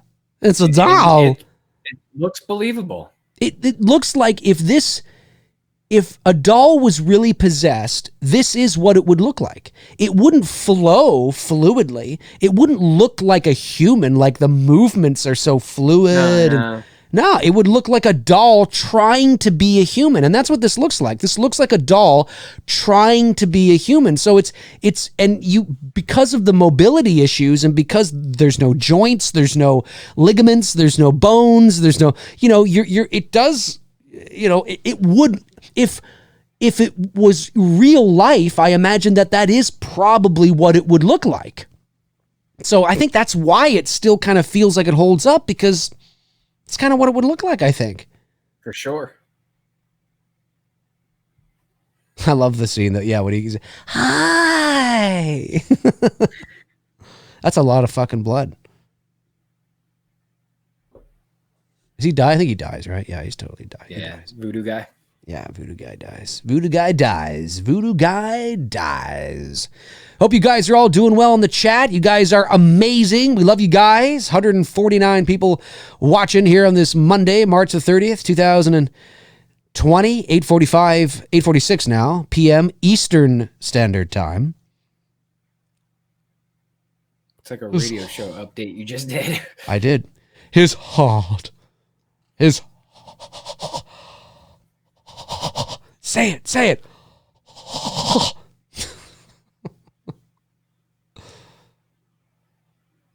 This is creepy too. And I think this is also Alex Vincent's sister. That's totally somebody walking up the stairs. Yeah, that's not. Yeah, that's totally not. That's that. And it looks cool. It looks cool. Totally looks cool. Yeah. Yeah. Where is he anyway? In some hospital. Oh, it's a hospital. It's kind of a. Yeah, it's tight security for a kid. Yeah, it just looks so jail-like. Jail-like, yeah. Yeah, it doesn't look like a hospital. And I don't think you would leave the window open like that, even with bars. You would not have a little kid like that's the one thing I could say that they didn't nail right on this, because you would not have a little kid in a room like this. Especially alone with bars in the window. See, I love this. He looks convincing here. I've always thought this. He's gonna kill me. And then when he turns around, look at his face. Look terrified. He literally looks like this is what that right there, that's what should have been Julian in Halloween 2018. Now, granted, I know Julian was older in Halloween 2018 than Alex Vincent is, but I believe he's that scared. That is a terrific performance from Alex Vincent. I totally believe he was crying. He looked like a little boy crying. I wanted to help him. Like, where's your mom, kid? So good. So good. Again, I know Julian's old. He's like 11 or something. I'm not expecting, but you know, I just wanted to see Julian scared, not quipping and joking. That looks so creepy the way he comes up onto the bed. That's so creepy. And the surprise, it's still got a lot of good charm to it. Yep.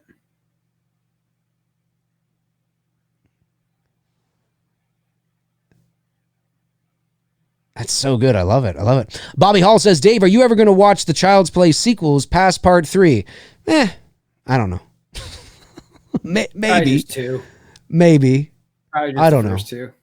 I don't even own anything past 2. I same. I just have the first 2. Yeah. It's just hard for me to. He just got so crazy. I just didn't care. It was more like a side, like Freddy, and it's just like, I don't care. Just not my style. But I look. I mean, if you guys love that kind of thing, it's great. Andy using well, not quite Michael's 2 from part 2, but he really does look scared.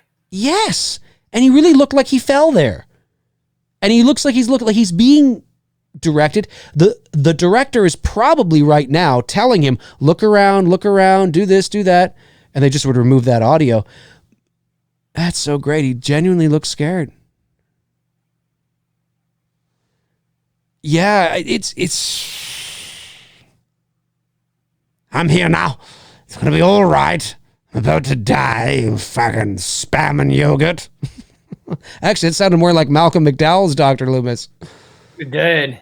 I have more spam and yogurt than ever before. Michael! Michael!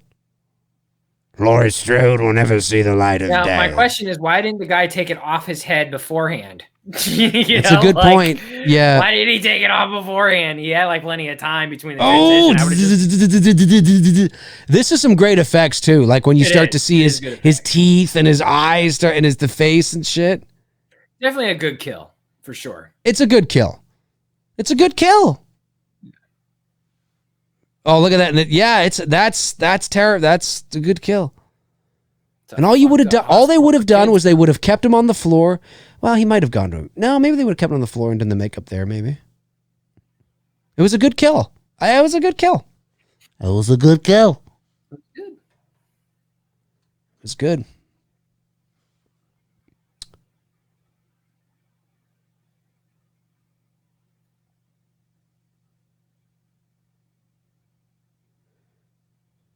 This guy has a porno mustache. He does. That is, and that late 70s porno shit. That sweaty poolside cabana boy porno mustache. Or actually, you know what? He doesn't even look like it. He looks like he's trying to be a 70s porn star. Yes. You know what I mean? A pool boy, 70s cabana boy. Lemonade. Did you have that type of sled growing up that was in the background there that Andy's in his house? I didn't have it, but I knew kids that did. We had one like that. Not exactly like that, but similar. We had one like that as a kid growing up. Very cool. What a ugly doll. Fuck you. Fuck you. Something like that, wasn't it? Like, fuck you. It's coming up. It is a great line. It is. And look at the way he looks. It looks like he's just had fucking smoked a joint and had too much to drink. He does. He looks like me on a Saturday night.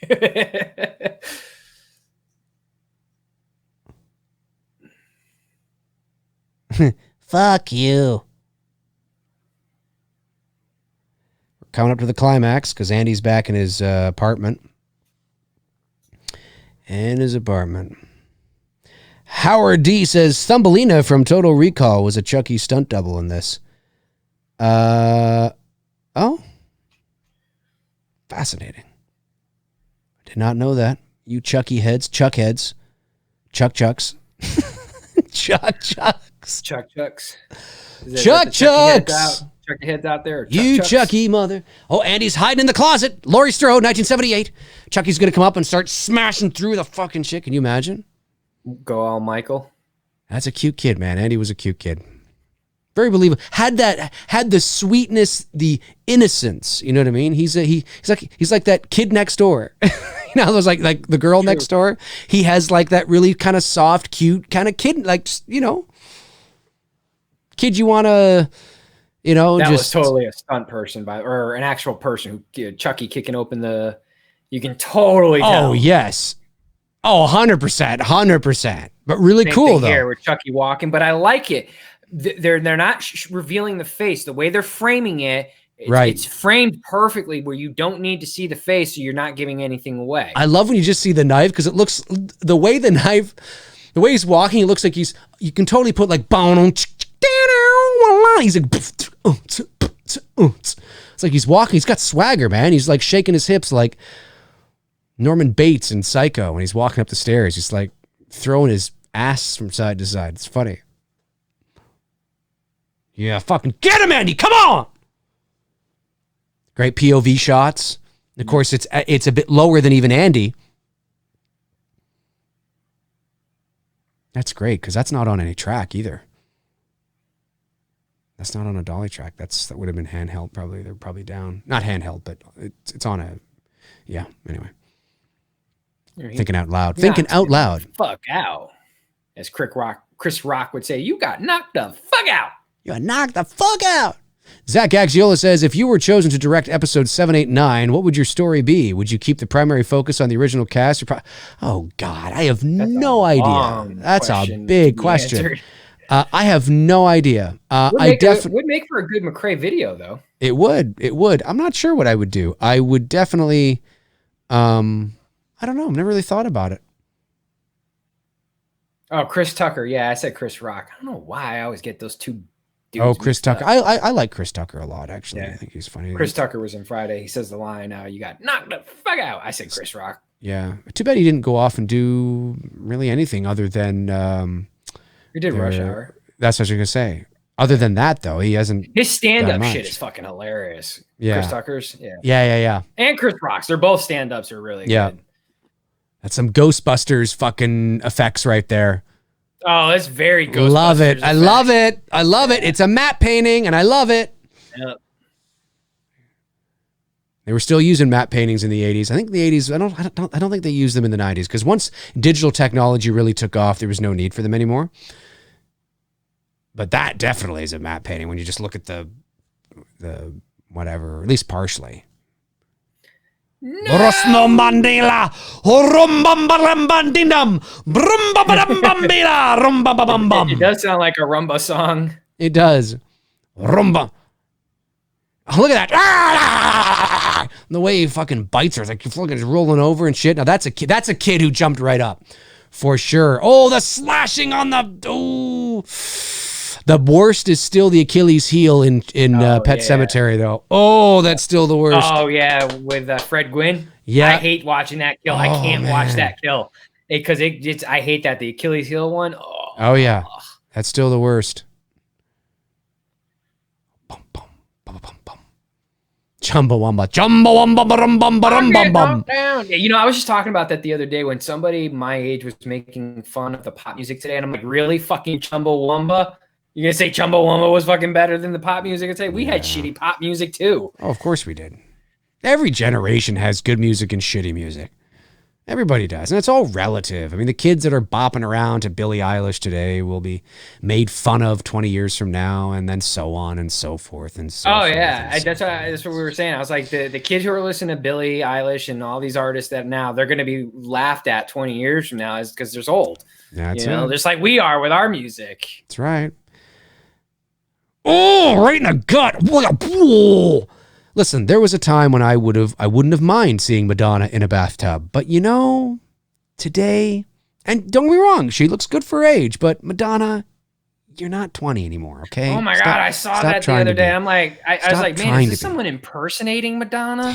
And then I'm like, no, this is fucking Madonna. I'm like, what the fuck did you do to yourself? It's like, stop, Madonna. You're like 60, what, at 3 or whatever she is. Like, just fucking stop. You know? Oh, yeah, put him in the fire. Yeah, this is great. This is, I love that. Hey, Dave and Rose, not Rhodes. Hey, Dave and Tony, Rhodes. Do you like the POV shots? Yeah, of Chucky? I do. Oh, I yeah, think love the it. POV shots are really Love good. it. Yep, it's great. Gives you a sense of scale as well when he's chasing his victims. So you know how small he is in comparison or how, but you know, it's nice. I love this. Yeah, Chucky's. Oh, I love seeing him behind Andy's mom, and he's like, ah, and his head's, it looks freaky. Like even right there, his head going back and forth and stuff. I love that. Look at that. The end, it's Brand. serious. Oh yeah, this is Andy. What do you do? He just stops. This should have been the end here. You think so? It is, but well, you don't think the false ending? I thought the false ending's good. Yeah, it's where he burns and then he comes back again for one more. No, it is good. It's good. It's good. I just like I think the line maybe should have been like a yippee-ki-yay motherfucker line and happened, you know. Although I guess it is kind of the end anyway. He's burning. Yippee-ki-yay. This is where Randy would step in and say, and at this moment, we are supposed to believe the killer is dead. But in fact, he's going to come back for one last scare. That's it. That's it. I totally paraphrase that. That's not what he says in Scream. But no, but it's something like that. Yeah, exactly. Burning away. He's burned. He's done. He's done. He's out. He's out.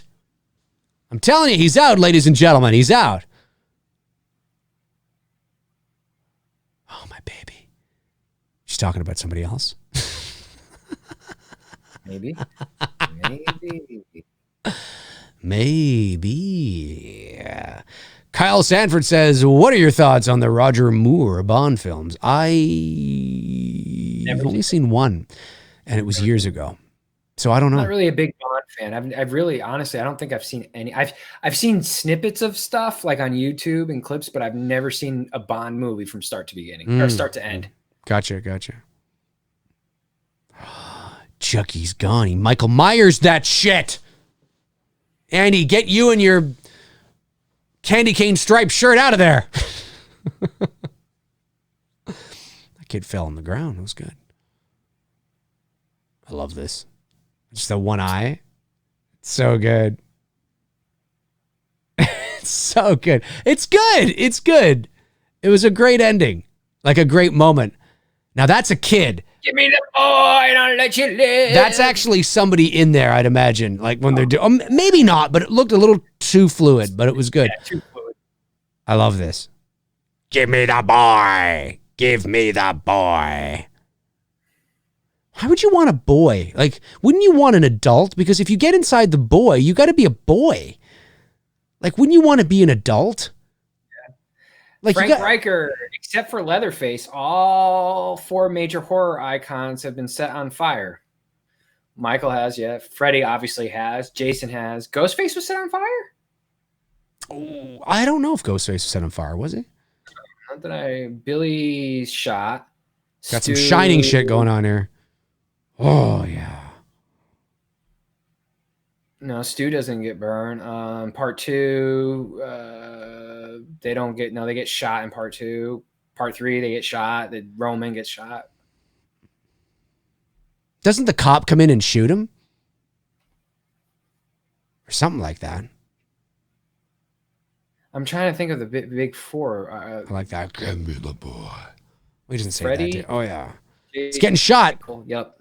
This is Loomis taking out Michael right here. Kind of. Not really. Not at all, actually. Oh, top 4.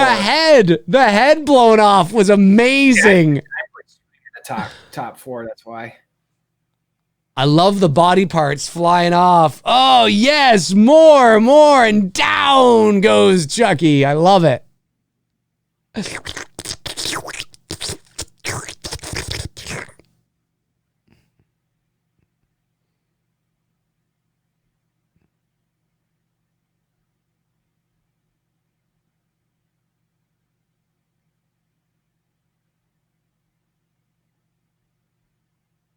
Yeah, it's good shit.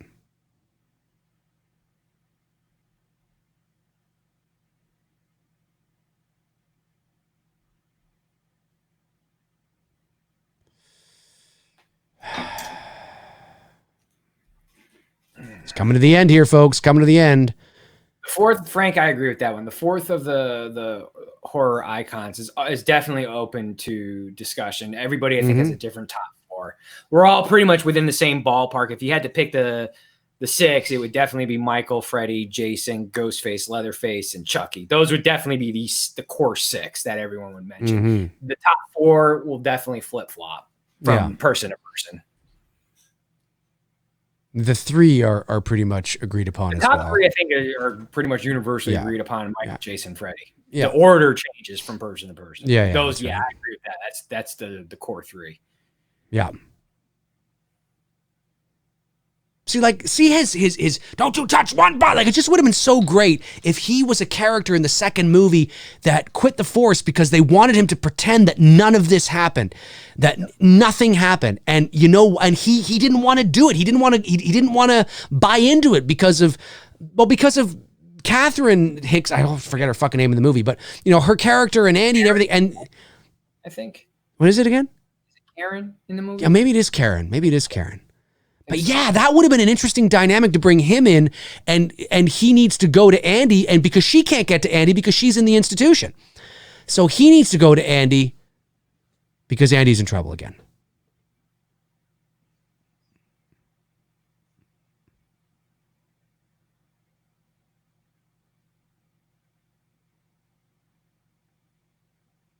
Isn't there one last thing that happens? Yeah.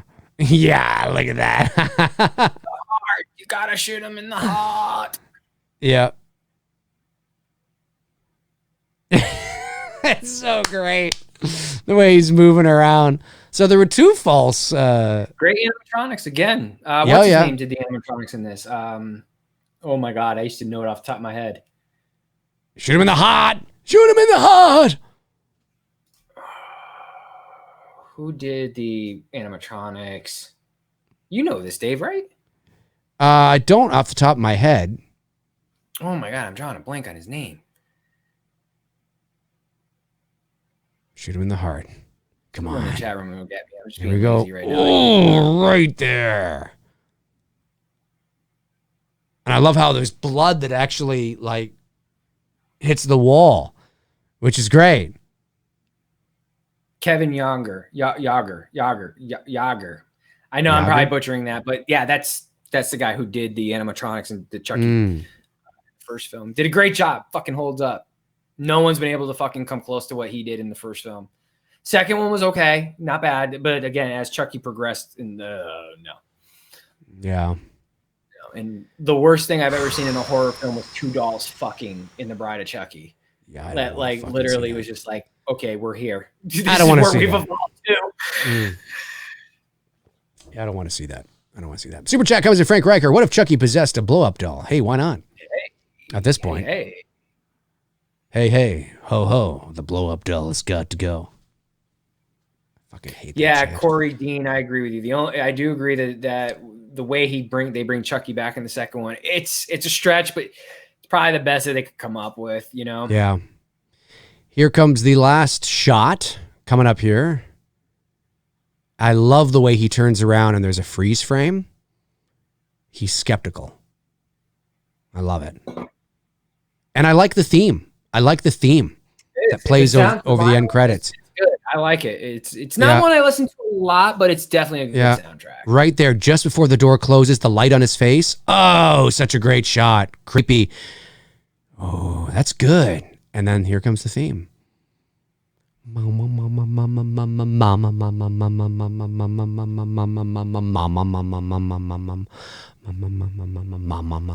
great theme.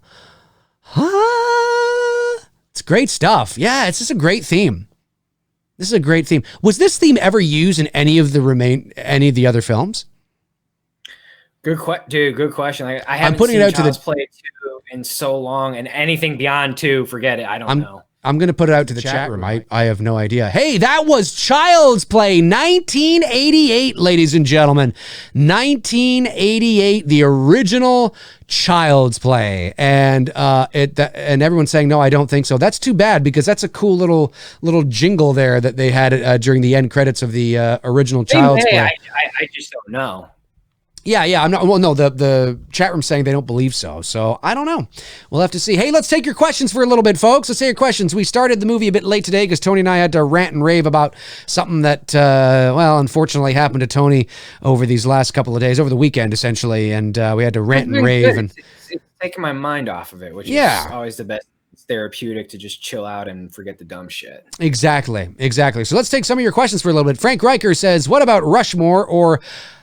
Rushmore of horror directors. Well, this is difficult because, again, when we're talking about Rushmore, that means you can only choose 4. And I think when we talk about horror directors now, not necessarily directors that have directed horror. Like, I wouldn't put Stanley Kubrick on there, even though he directed one of the greatest psychological thriller horror films of all time. That's director. That's right. Exactly. Horror directors, I think you got to put... obviously, Alfred Hitchcock, without a doubt, is on there. I wouldn't even argue. I mean, it's just, you have to. I think you do put Wes Craven and John Carpenter on there because of their influence and their influence to the genre at a very pivotal time and a very important time to the horror genre, which would have been the mid to late 70s, early 80s, when horror was evolving and changing and the slasher subgenre was becoming a very big thing. So definitely those 3 I would put on there. After that, it becomes a bit of a crapshoot. I know that people... Tobe Hooper! I wouldn't put Tobe Hooper on there at all. He directed the first Texas Chainsaw. He directed Toolbox Murders years later. I know he directed Poltergeist, but if anybody who knows the story of Poltergeist, Tobe Hooper... Anyway, there's a reason why it feels like a Spielberg movie, folks. I wouldn't put him on there. I would say because Tobe Hooper never really had anything beyond that, beyond Texas. I know he had Poltergeist, but there's an asterisk beside that when you really dive into the nitty gritty details of the production. And it's not to say that if you were to ask Spielberg today, he wouldn't throw his buddy under the bus. I'm not saying that at all. But there are people that have come out and said, well, yeah, it was Tobe, but... So I wouldn't put him on there. Yeah, I agree with you. I think honestly, I don't even have a Mount Rushmore. I don't even have 4. If we're just 3, I guess. If we're talking just horror, and I'm going to be honest with you, I love Hitchcock movies, but Hitchcock didn't influence me. You know what I mean? Does that make sense? What I'm saying? Well, I guess if we're talking in the sense of like. For me, I would put Wes Craven and Carpenter because those guys influenced me to do what I do. Oh yeah, no, I have them up there as well. I have Hitchcock, Craven, Carpenter. Like there's 2 ways to approach it, right? There's the objective route, which who do you have up there that you can look at in general, that you can look at the broad scope of the horror genre and how it's evolved over the years, who's influenced, the genre and who's influenced a generation of filmmakers, whether Hitchcock inspired me or you or not, he's on there because we can actually quantify this, right? Craven, absolutely. Carpenter, absolutely. But beyond that, it can be a little interchangeable. I know some people go, James Wan. Well, I wouldn't put James Wan there yet. James Wan is started in horror, but he's deviated from that and he wants to do other things. And it's still too new. It's still too new to figure that out. I wouldn't have put Carpenter on the Rushmore of horror in 1980. Because who the fuck is Carpenter? He's done a couple of movies. No, it's only in retrospect when we look back at a person's career and cultural and generational impact on filmmakers of the genre and as a whole, then and only then can we make that decision. And that goes with James Wan. You can't say that, maybe in another 20 years we could look back and maybe, but certainly not now. So, that 4th one's a tricky one. It's tricky to throw in there. David Cronenberg says Justin Valderra. Maybe. Good Canadian guy, by the way. David Cronenberg's Canadian. Maybe. Certainly that's not a bad choice, but I think a question like that again is really going to be subject to opinion. It really will. Everyone's going to have a different 4 for them. Well, again, certainly, I think the core 3 for sure: Carpenter, Craven, and Hitchcock. But see, don't forget, you got to remember guys from back in the days who influenced guys like Hitchcock, like the guys who were doing the monster films and shit like that. Are they considered in the conversation as well too? Well, Hitchcock was around at that time. Hitchcock, people often forget that Psycho, even though it's arguably his most famous movie, he had already been directing movies for 30 years. Wasn't Vertigo and Room? Vertigo. Rope. Rope. Oh my God. Yeah, Rope was like 38, 9, 40, somewhere in and around there. Hitchcock, I believe, and I stand to be corrected, but I believe Hitchcock, again, I stand to be corrected, but I believe Hitchcock was the first director to direct a talkie, which means a movie with sound. That's what they called them way back then, was talkies. Hey, let's go see a talkie. They legit said that back in the day. They did. A talkie movie in England, in Britain. I believe the first talkie movie ever to be released over there was an Alfred Hitchcock movie, I believe. Hitchcock had been making movies a lot. He made silent films. So that goes to show you how long, even though he's most famous arguably for Psycho, that was later in his career. That would be like Spielberg being most famous for War of the Worlds, where it's kind of like, really, he'd been making movies quite a long time before that. You know what I mean? So, interesting stuff indeed. But you're right though. I do believe you can when you dive into it, but you got to really dive into it beyond that. Like Hitchcock, Craven, Carpenter, and then you got to do your due diligence and try to figure out which that would be. Let's see here. A couple super chats came in that I don't want to miss. Dusty Rose, thank you, buddy, says, thoughts. Would you ever watch the I Know films? Yeah, I'd watch it. Yeah, sure. Why not? I'd watch the first one. That's your girl. We gotta do it. Jennifer Love Hewitt. Jennifer Love Hewitt. Let's do it. Yeah, yeah. I'd watch. Yeah, for sure. The second one, I thought was garbage. But I'd watch. Yeah. Why not? That might be kind of fun. Come on, I just gotta have one moment. What do you want from us? Hard to believe. Jack Ellis sends in super chat. Thank you, Jack. Appreciate that. Says, hey Dave, favorite recent horror movies? Mine's Better Watch Out or Summer of '84. Favorite horror YouTubers? Mine's Dead Meat and Maniacal Cinephile. Can we define what do you mean by recent? Are we talking within the last 10 years, like the last decade? Yeah, let's say something like that. Favorite horror movies? Well, I would say in the last decade, I'm probably going to go to the first Insidious movie, the first Conjuring movie. I did like The Summer of '84, although I don't really consider that a horror. It's more of a thriller. What are you waiting for? What are you waiting? I screwed up your gross mind. The Summer of '84, again, that's a Canadian movie shot in Vancouver. That was a fun movie, yeah. Yeah. Good Canadian movie there. Conjuring for me, definitely. Yeah.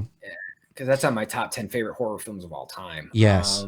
I would say I had fun with Annabelle 3. I know I get shit from that, but I had fun with it. Yeah. People give me shit for it, but it was a fun flick. I haven't seen it yet. I know The Conjuring 3 is coming out soon. It Follows. That was good. It Follows. Really, I like some of the mood in that. Yeah, I liked it. Yeah, it was. Yeah. What about you don't like it? I like it. Quiet Place. I do like A Quiet Place. I didn't like Quiet Place. I mean, I like the concept. We don't always agree. We don't always agree. I like the concept. We agree on everything. Oh, I know.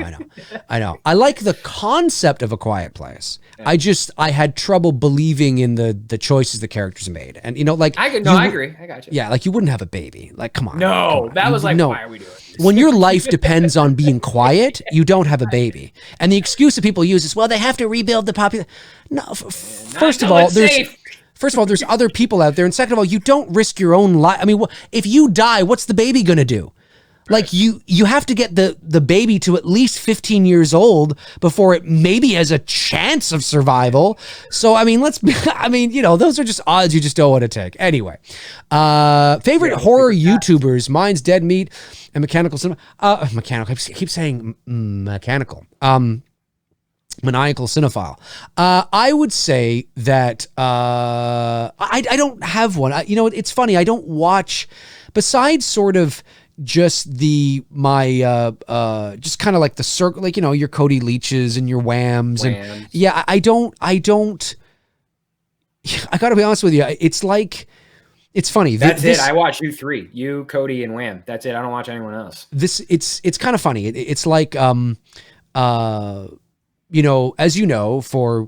I mean, maybe everybody doesn't know, I don't know, but I think most people know here that my full-time job is obviously I'm a professional voice actor. That's my job. Tomorrow after McRae Live, I hook up my gear and I tap into a studio in Toronto, and we're doing some national radio and TV spots that should be airing across the States as well. So I will get some information when those will be airing because I don't know yet. But anyway, so that's my job. That's what I do. But because I'm now scheduling, my shows and this show and things like that, this is sort of becoming like, like a little kind of job in a way. Now, I don't make enough money off of it. I don't really make anything off of this. Like everything I make from the channel goes right back into the channel. But the point I'm making is that because I'm doing it so often now, it's almost like when I'm not doing it, I don't want to have anything to do with it. Do you know what I mean? Like when Tony and I do the show, I don't sit back and watch the show again, or I don't go back and watch a show again. I might check it out to make sure that the quality was okay and everything's good and we look good and the volume and all that kind of stuff. But once it's sort of like, I generally tend to watch other things besides that. So, I mean, I do watch, again, like Cody and Wham and Cecil and Lee, and I'll watch these guys because we're sort of in the circle. Barry from Wolfman's Got Nards and things like that. I'll check out those things.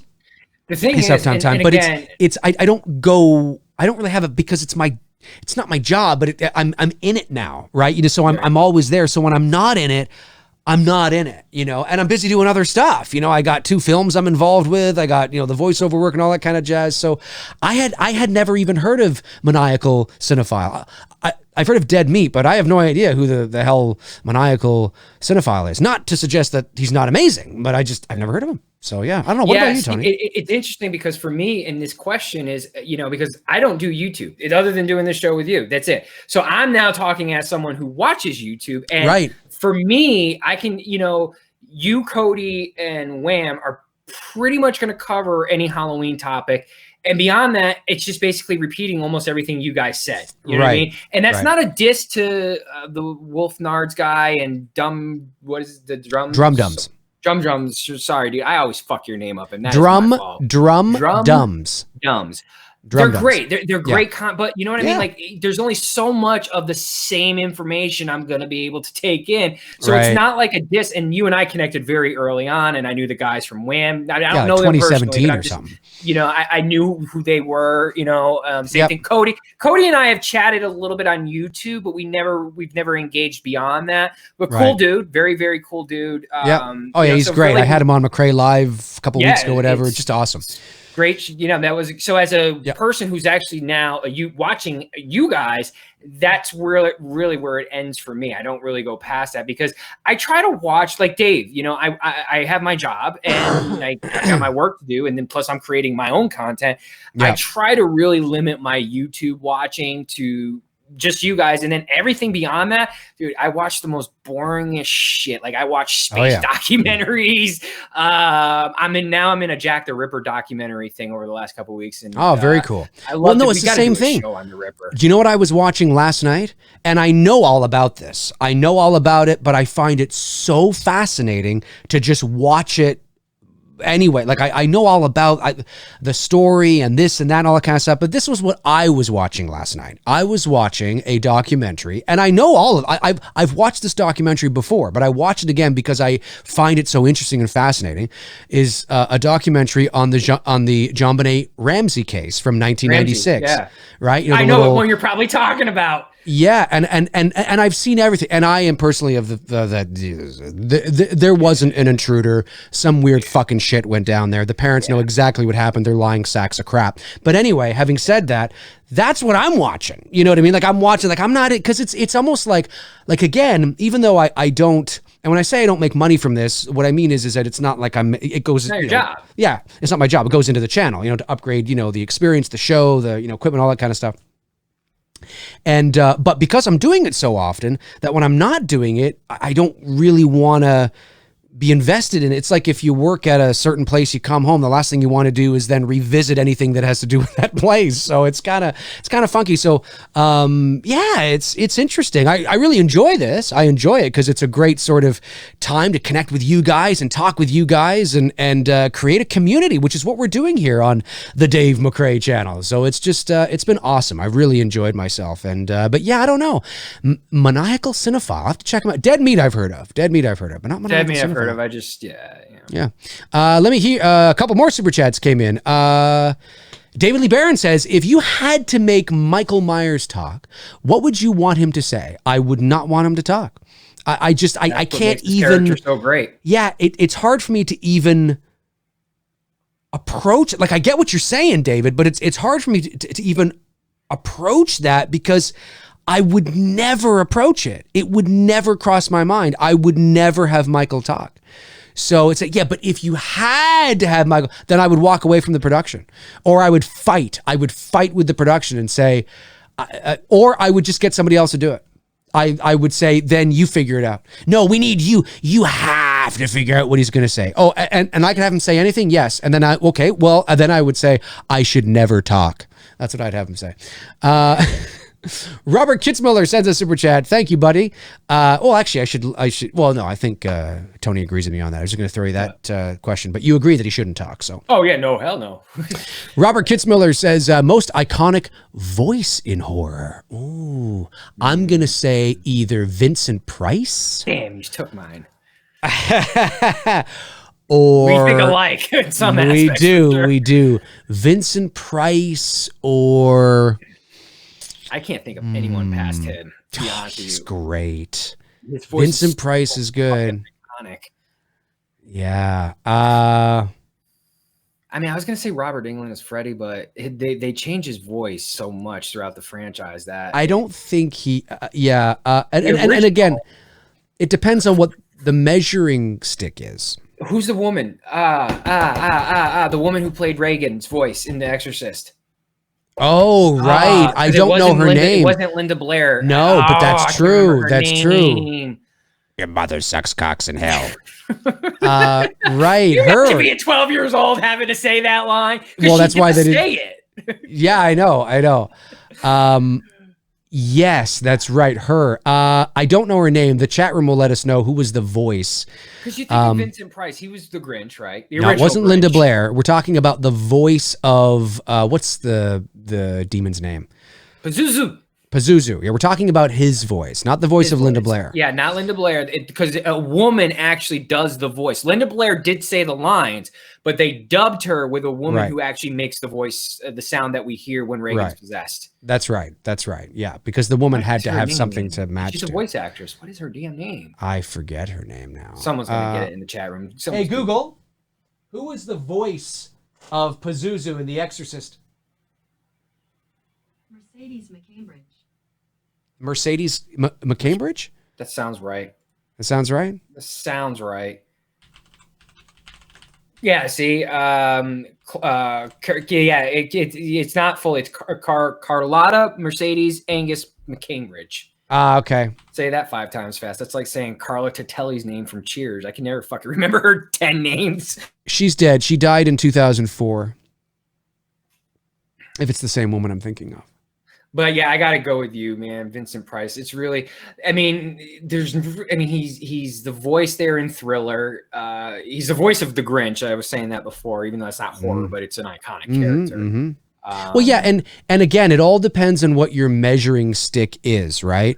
Like for example, when I said that I did a video a few months back where I said I gave the top most iconic houses in horror, and I began the video by saying, now before we start, spewing our favorites, it's important to tell you how I came to this conclusion. I wanted to be as objective as I possibly could, right? It doesn't matter what I like the best or what's my favorite. What could be objectively the most iconic house in horror? And so what would be the measuring stick? What's the litmus test? How do we measure that? I mean, how do we?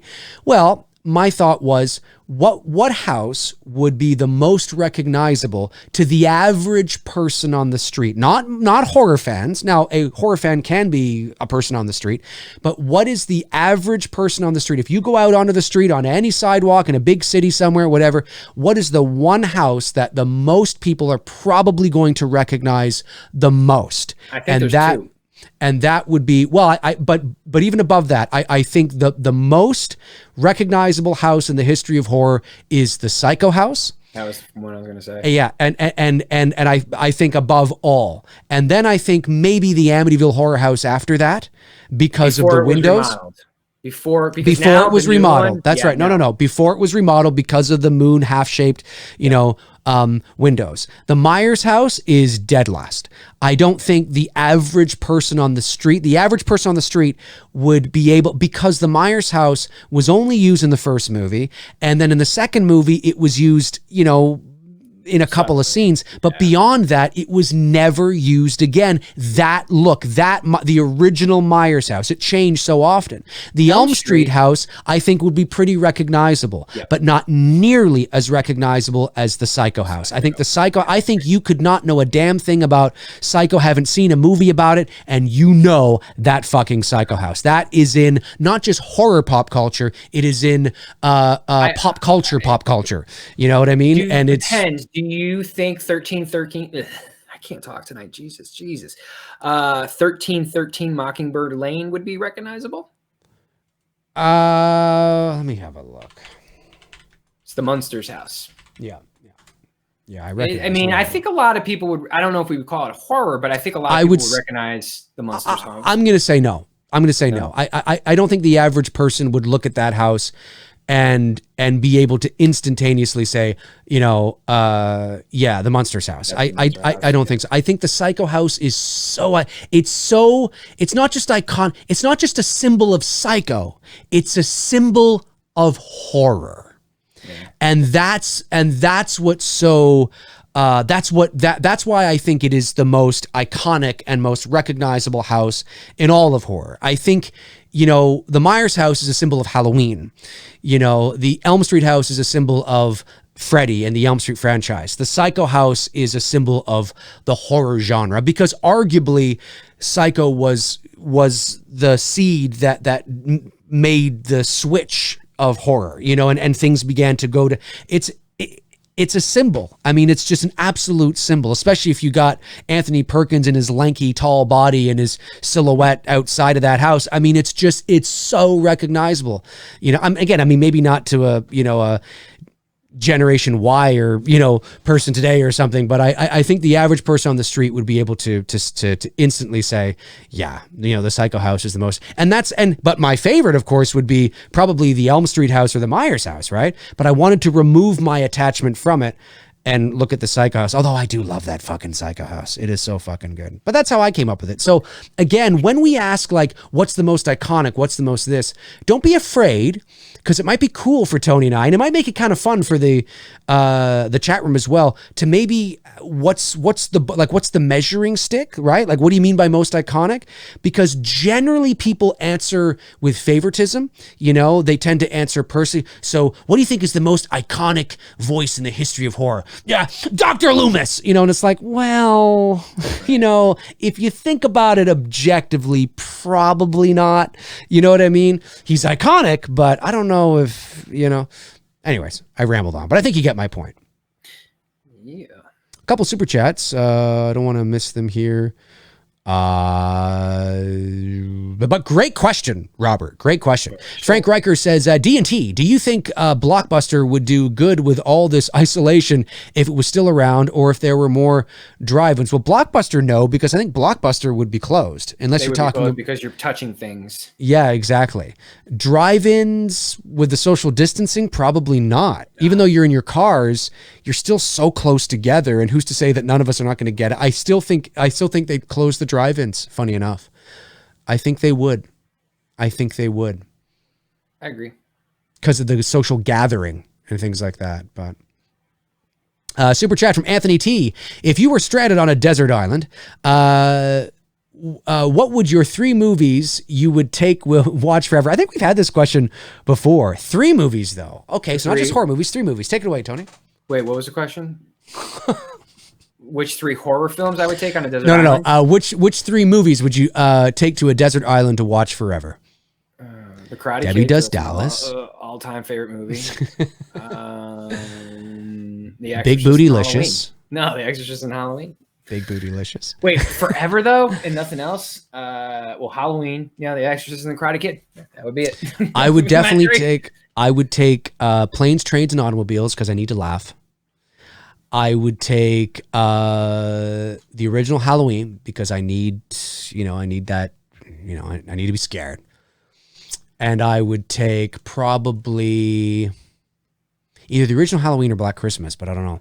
The original Halloween or and then my third one would be probably The Empire Strikes Back, because I need some adventure.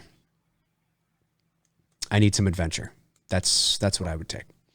That's what I would take. It's hard to pinpoint it down to 3, but I just can't imagine me never watching Halloween again or The Karate Kid. That third one, no, I can never imagine not watching The Exorcist either. That's hard. That's hard. Yeah. Super chat comes in from Toronto. Freddie says, you should really check out, you mentioned this guy the other day, Pizzowell. He's awesome. I think you two would get along great. He's really well-mannered dude from Kentucky. Cool. Well, like I said, I will check out his channel, and if he's a cool dude, then yeah. I'm always for getting people on. But again, I don't generally take requests, because I like to be in control of who I have on, and because I want to make the best decision for me, the channel, and for the viewers. Not saying that he's not the guy you say he is, but I have to check him out. And see what he's like. I've never heard of him. Let me see here. The conspiracy trifecta. I love that. Says the house in 6 was barely passable. You could just say that they've made some. Oh, he's talking to somebody else. The house in part 6. Are you talking about Halloween 6? I think that the house in Halloween 5 is the one that's disgustingly. Although, of course, he says barely passable, so that's a good point. Frank Riker says, D&T, you get transported back in time to change one major event. What would you choose? Well, it's the Under the Sea dance, and no. That's a good one. That's good. I wasn't thinking that. I was actually thinking of 3 in my mind. Tony, would you change the sinking of the Titanic? That was one, but I'm actually really leaning heavily towards 9/11. Ooh, I'm okay. really leaning heavily towards that. Like Titanic, because I love everything Titanic, but I think because we experienced 9/11 and we were old enough to understand what the hell was going on. And I don't, as much as I know about Titanic, the books that I've read on Titanic, every documentary and all that shit, it's just, there's still a disconnect that I will never have. Unlike 9/11, I have a very strong connection to. I got you. I will say I'll go back 6 months and stop the coronavirus, so we can have Dylan's new nightmare, and it's me, Billy, on track. There we go. A lot of super chats coming tonight. Thanks so much, guys. Really appreciate it. Let me see here. Oh wait, that was the. Did I miss one? Yeah. Oh no, that was the Toronto Freddy one I got. Got that one. Oh, I don't think stopping I did. the killing of Kennedy is also a good one, because I do think that changed the course of our history forever. I think if Kennedy was never killed, it'd be interesting to see how our country would be right now. Yeah. We would be in a totally different country. Different country if he never got killed. Yep, absolutely. Freshy Thrashy. I love it. Dave and Tony, great stream. What are some of your guilty pleasure horror movies? Guilty pleasure horror movies. I'm going to say, I don't know. I don't tend to watch crap. That's such a McRae answer. I don't tend to watch crap. So somebody asked me the other day, I forget it was during McRae Live. Somebody asked me the other day, what's a horror movie you hate, but you watch anyway because you hate it? It was something like that. And I was like, I don't watch shit I hate. Like, if I hate it, I'm not going to watch it. I don't know, Tony, you? The only one looking in my horror movie collection right now that I can say that I do watch once a year, because I watch it after I watch the original Blair Witch Project, would be the Blair Witch, the recent Blair Witch, not the Book of Shadows one. But because I know that wasn't really received well, but I don't know if that's a guilty pleasure or not, because that's like kind of mixed, because I know some people who like Blair Witch, and I know some people who didn't like Blair Witch. So I don't know if that even counts, because it's not like, no, I don't think it's not like a shitty movie. It has to be a movie that is generally agreed upon as being, kind of crappy. You know what I mean? Crappy. Yeah. I'm looking. I don't own anything that's like 100% Friday the 13th New Blood. Carrie versus Jason. There you go. I was like, oh, there's one.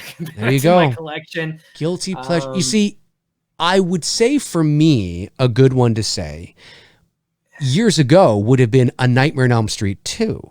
Because 2 tends to be the black sheep of the family. But I think in recent years, especially over the last 10 years or so, I think 2 has gained a little bit more of an appreciation and a little bit more of a cult following.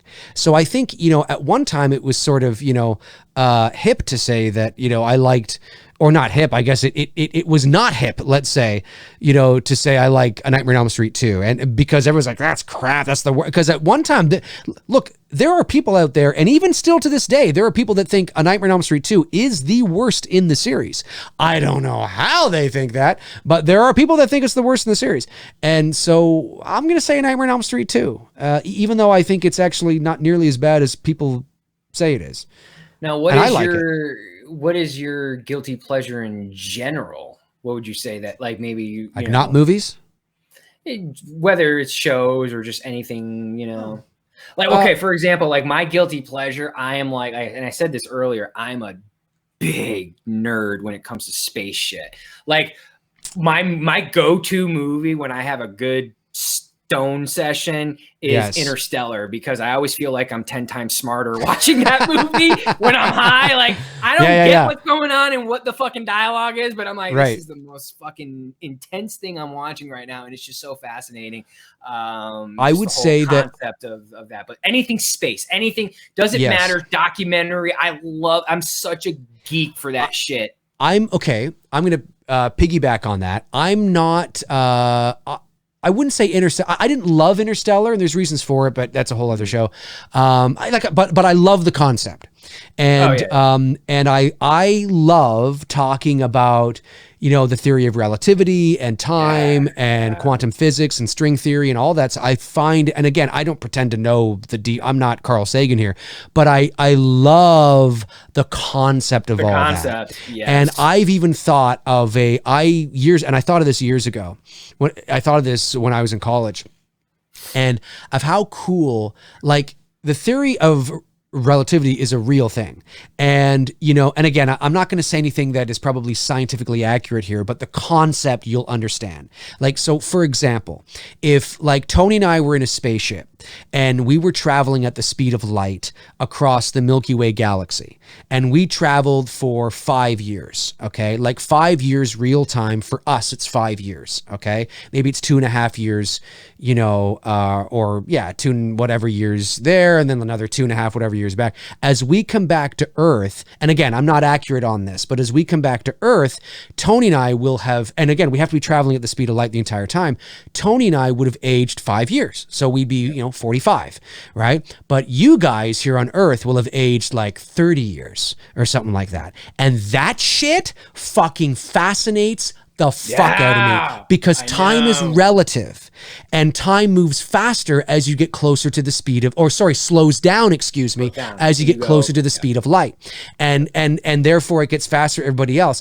And I've always thought a really cool just teaser for a movie would be, we just open up, we're in this ship, and there's this guy, and he's in sort of, I don't know, suit, whatever, and it's you know, the future or something, I don't know, and he's sitting in the ship, and he's in space, and and it's me. No. And a voice comes on and says, "Hello, Dave."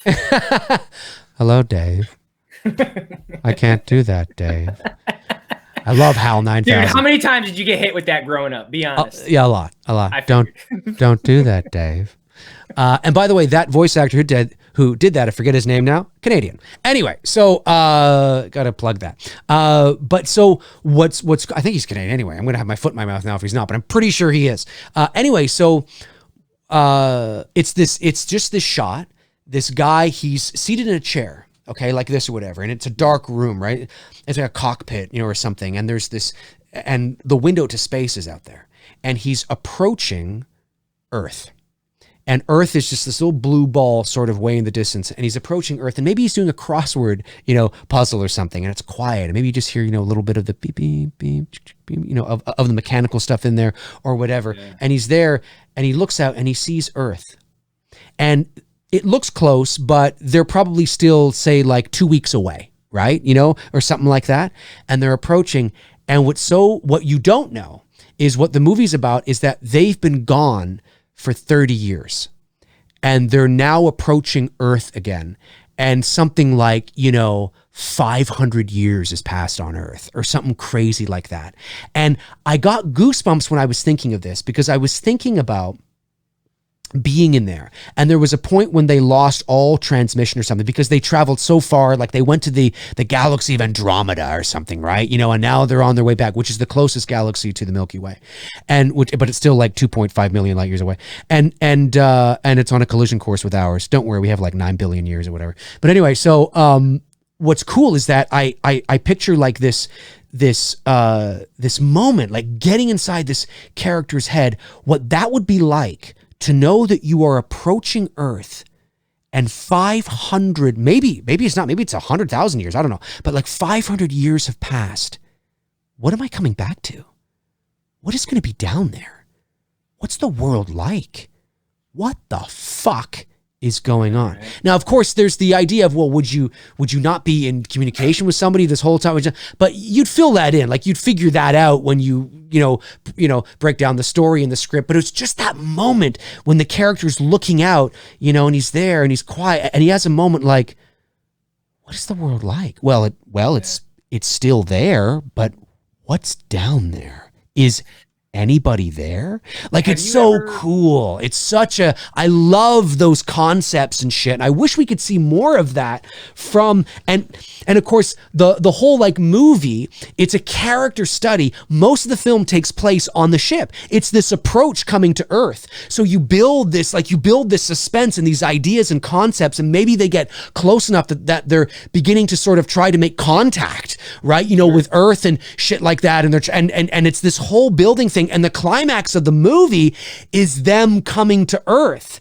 You know what I mean? And then it's like, do we show what's happened, or do we end the movie and let it live up to the audience, which would probably be like, no. But like, what is it like? What it's this? Oh, it's all about like character. An Inception type ending. Yeah, it's all about it's all about character and story, and the philosophical sort of nature of. I mean, it's a very cerebral film, but it's all about what are we going to experience here, and just this idea coming close, and the Earth is getting closer and closer as the movie progresses, and they're trying to reach out and make contact and shit like that. But I've also had the reverse, in that you switch Earth for Andromeda, where it's like they're approaching Andromeda, and you can see it because it's one of the largest, galaxies out there. You can see, like, it's way bigger than, the Milky Way. I'm super jealous of the people in the future that are going to get to see those two galaxies merge together. Like, like 4 billion years from now. That's going to look like when it's not like in the danger part of it. And it's going to be cool. Well, have you ever photographed the galaxy before? I haven't. No, have you?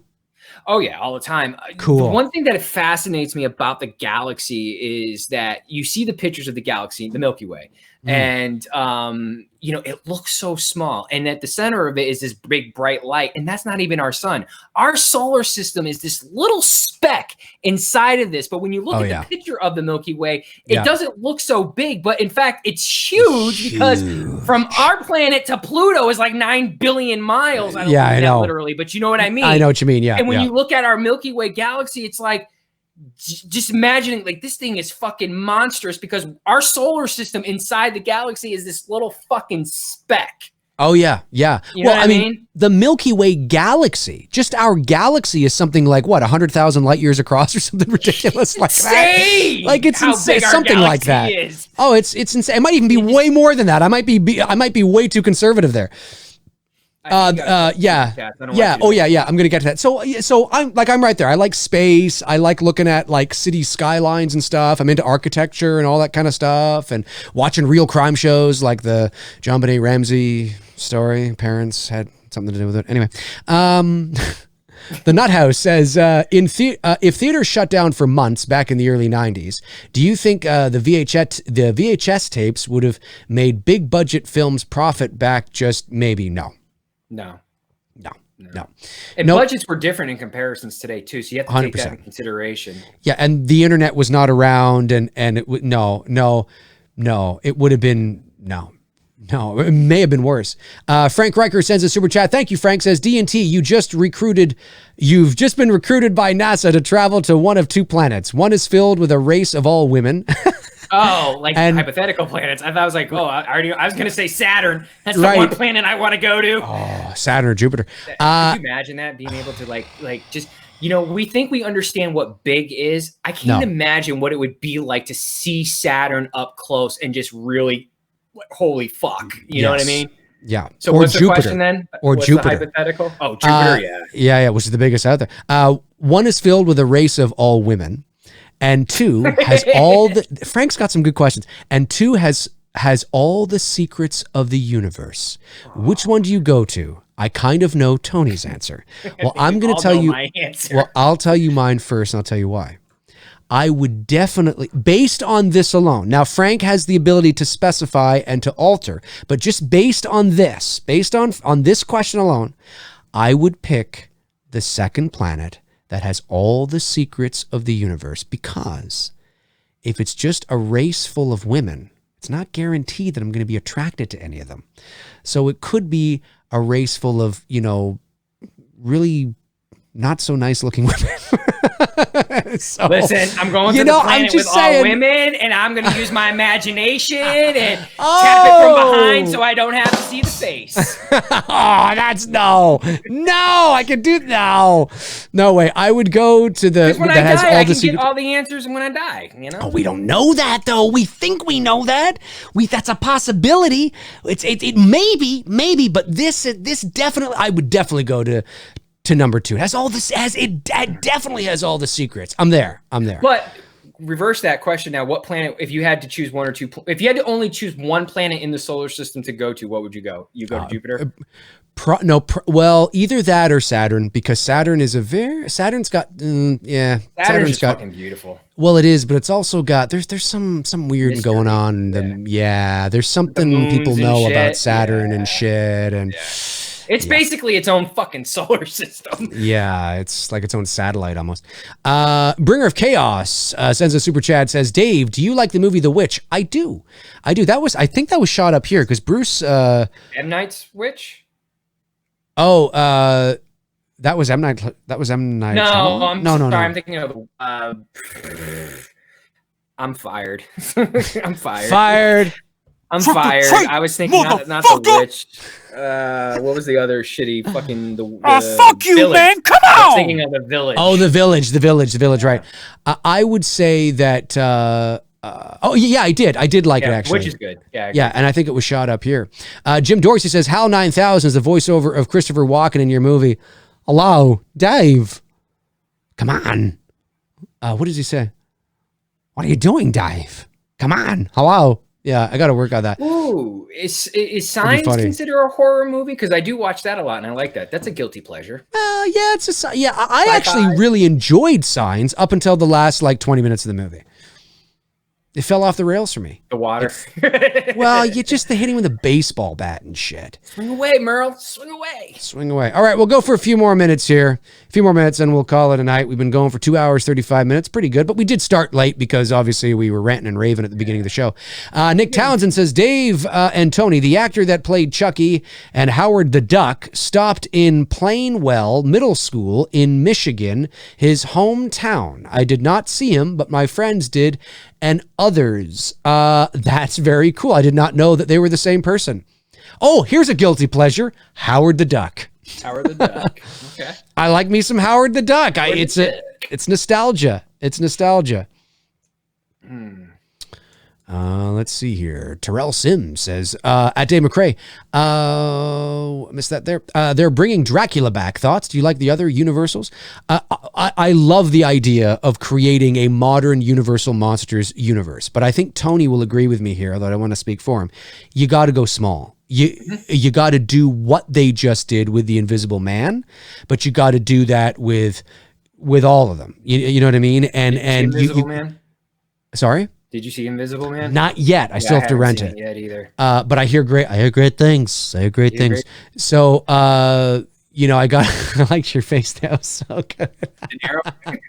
It was good because you're Italian. You kind of had that bit of, I bought it. I believe it.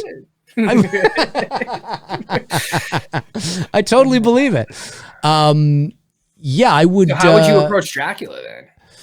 Small. It's a thriller. Like I would play the long game, slow burn, suspenseful. Set it up. Like make your first movie like Frank or no? Because that's kind of hard to do. Yeah. I don't know. To be honest with you, no one has ever been able to live up to Boris's portrayal of Frank. I mean, there's been some good ones. I know Christopher Lee did Frank. He was all right at it. I mean, nothing bad. It's just Boris Karloff, man. He's just the iconic one. He was great. But yeah, I'd go small. David Lee Barron sends a super chat, says, do you enjoy listening to Selena? Can't believe it's been 25 years since she was murdered. Night at all the world. Bitty bitty bum bum. When I think of Selena, I think of, didn't Jennifer Lopez play her in the movie? I think that's what I think of when I think of her. Yeah, very sad. At the time, she was Hispanic. She listened to all Selena music and all his music. Yeah, very sad. Very sad. I mean, anytime an artist with that amount of talent, She didn't even exits get really world off the. early. I mean, she just crossed over into the English. Just. What Just. was that? Was that 96? No, the 95. movie was 96, 97 or something like that. I think the incident happened 94, 95. Somewhere. Did it? Somewhere in there? Somewhere. It happened within the time frame that the OJ trial was going on in the country, if I'm not mistaken. Oh, okay. Well, that would have incident been itself. The incident Yeah. of her getting killed. So the Okay. the real Selena. 95, Howard D says. Okay, yeah, because OJ, the Bronco That happened chase in was June 94. 94. June Yeah. 94, and then And the he was trial acquitted. the whole year. He was acquitted in September of 95 because I was in, You were in well, I high should have been, yes, I should have been in the 11th grade, but I was in 10th grade because I Did failed you guys grade watch 4. it? We did. Oh yeah, I was all over the fucking place. Every time you turn on the TV, there he is. And of course, I think it's pretty obvious that he got away with murder. I didn't say it. Dave did. I did. I mean, I I'll didn't think he got away with murder, but yeah. I'll take ownership of it. OJ did it. Frank Riker says, D&T, you just been asked to write a true autobiography for God and the devil, but you can only choose one. Who do you choose? Oh, I go the devil. I go the I devil. go with God, man. I I don't think it'd know. be much more interesting. I think when it comes to like demons and shit and things that I can't quite understand, that's beyond. I just don't want to fuck with that. You know what I mean? As much as I love horror and I love the fantasy of horror and being scared, when it comes to the real shit like voodoo stuff and the shit that they do in New Orleans, I don't fuck with that shit. You know what I mean? Like, No, I hear you. I hear you. I hear you. I You're- like you're- fantasy land and I leave it there. Yeah, no, I hear you. I hear you. I hear you. Because Tony's going to go to bed and hear, there's sex cocks in hell. Dude, I'm too stoned to freaking understand that when I'm going to bed. I got that and Norm's on the TV drinking his beer. That's funny. Movie Chat and More says, my 3 favorite vids of yours, are Jason Reitman rant, 8 out of 10. My 3 favorite vids of yours are Jason Reitman rant, 8 out of 10, movies, and Halloween petition. Oh, I see. Oh, I see what you're saying. 8 out of 10 movies. And Halloween. Oh, cool. Oh, thank you so much. Appreciate that. Movie Chat and More. It's great to see you on here. Great to see you on here. Let's see. If the glove don't fit, you must have quit. That's right. That's right. OJ. I got to tell you, it does make it hard for me to watch Naked Gun. It does. Knowing what he did, it really makes it hard for me to watch those movies. Yep. Hank File says OJ is innocent as hell. I don't know if he's being sarcastic or not, but all I have to say to that is You guys watch The Crow, Envy. Oh, that's a good movie. That's one of my top 10 favorite films. Like now, if we're talking expanding in just movies in general, that's in my top 10. I haven't watched The Crow in a long time. That's with Brandon Lee, isn't it? Brandon Lee. Very good film. Yeah. I saw that movie like 6 or 7 times in the theater. Love Yeah. it. OJ, Hank's laughing, so he's being sarcastic. OJ's innocent as hell. Oh, he didn't do it. Come on, everybody gets acquitted of murder and wants to write a book called If I Did It. Why would you do that? Hey, listen, kids, I didn't kill your mother, okay? I did not murder your mother or her lover. But listen, if I did do it, here's how I would have murdered your fucking mother, okay, kids? Who the fuck does that? What kind of brain do you... Fuck OJ. Hope he gets corona. I would love to see this. Someone make a T-shirt that says OJ's innocent as hell. They walk around. I was just like, oh my god, you would be the gangster person of the year. Oh yeah, 100%. Okay, 2 more questions, then we got to call it a night. 2 more questions. Here, I'll take this one. Edwin A. Sordo says, "What's good, Dave and Tony? What are your favorite foods from where you guys live? Toronto and Georgia food." Southern. Okay. Yeah. Well, I got to say, go ahead. Homemade mac and cheese, homemade breadcrumbs on top. There's a certain Southern recipe with that as the side dish. Pigs in a blanket. If you don't know what pigs in a blanket are, it's little hot dogs just wrapped up. That's a bacon, right, or whatever. No, it's just like a Pillsbury dough type. Oh, right. With homemade, like if you're a Southern woman and you know how to make some homemade Southern mac and cheese. Oh, it's so good. I'll just say this. Living in Toronto, I know, like, well, what's a Canadian? Well, I mean, look, I mean, I know there's the stereotypical thing, which is, poutine, which is French fries and gravy and cheese. But listen, nobody, I mean, yeah, you can get that up here, but it's not like we're out eating it. I mean, it's not like that. I got to say, I don't know. I mean, we have everything. Well, not everything you guys have, but you come up to Toronto, especially, I mean, we have all the McDonald's and the Pizza Huts and the Burger Kings and the Wendy's and the Domino's and and the Chinese restaurants and the Little Italies and the Chinatowns and the Greek towns and I don't know what would be distinctly Torontonian, because that's what you call it. How you call New Yorkers, and we're Torontonians. I don't know what would be a Toronto food, or what a Canadian food is. I don't really fucking know. I don't really know. What about in general? Like, for example, like for me, like my favorite food in general, like I go once a week, I will always go to my pizza shop and get a cheese pizza, because it's fucking banging. It's a homemade Italian family from Brooklyn that came down here and opened up their shop, and just fucking phenomenal. Do you have like a meal, like something that you like only eat it once a week and you just fucking love? No, but I will say I do love a good pizza like you. And I will say that there's something I do love is in the summertime. You can get them in the winter too, but it's better in the summer because it's just better for some reason.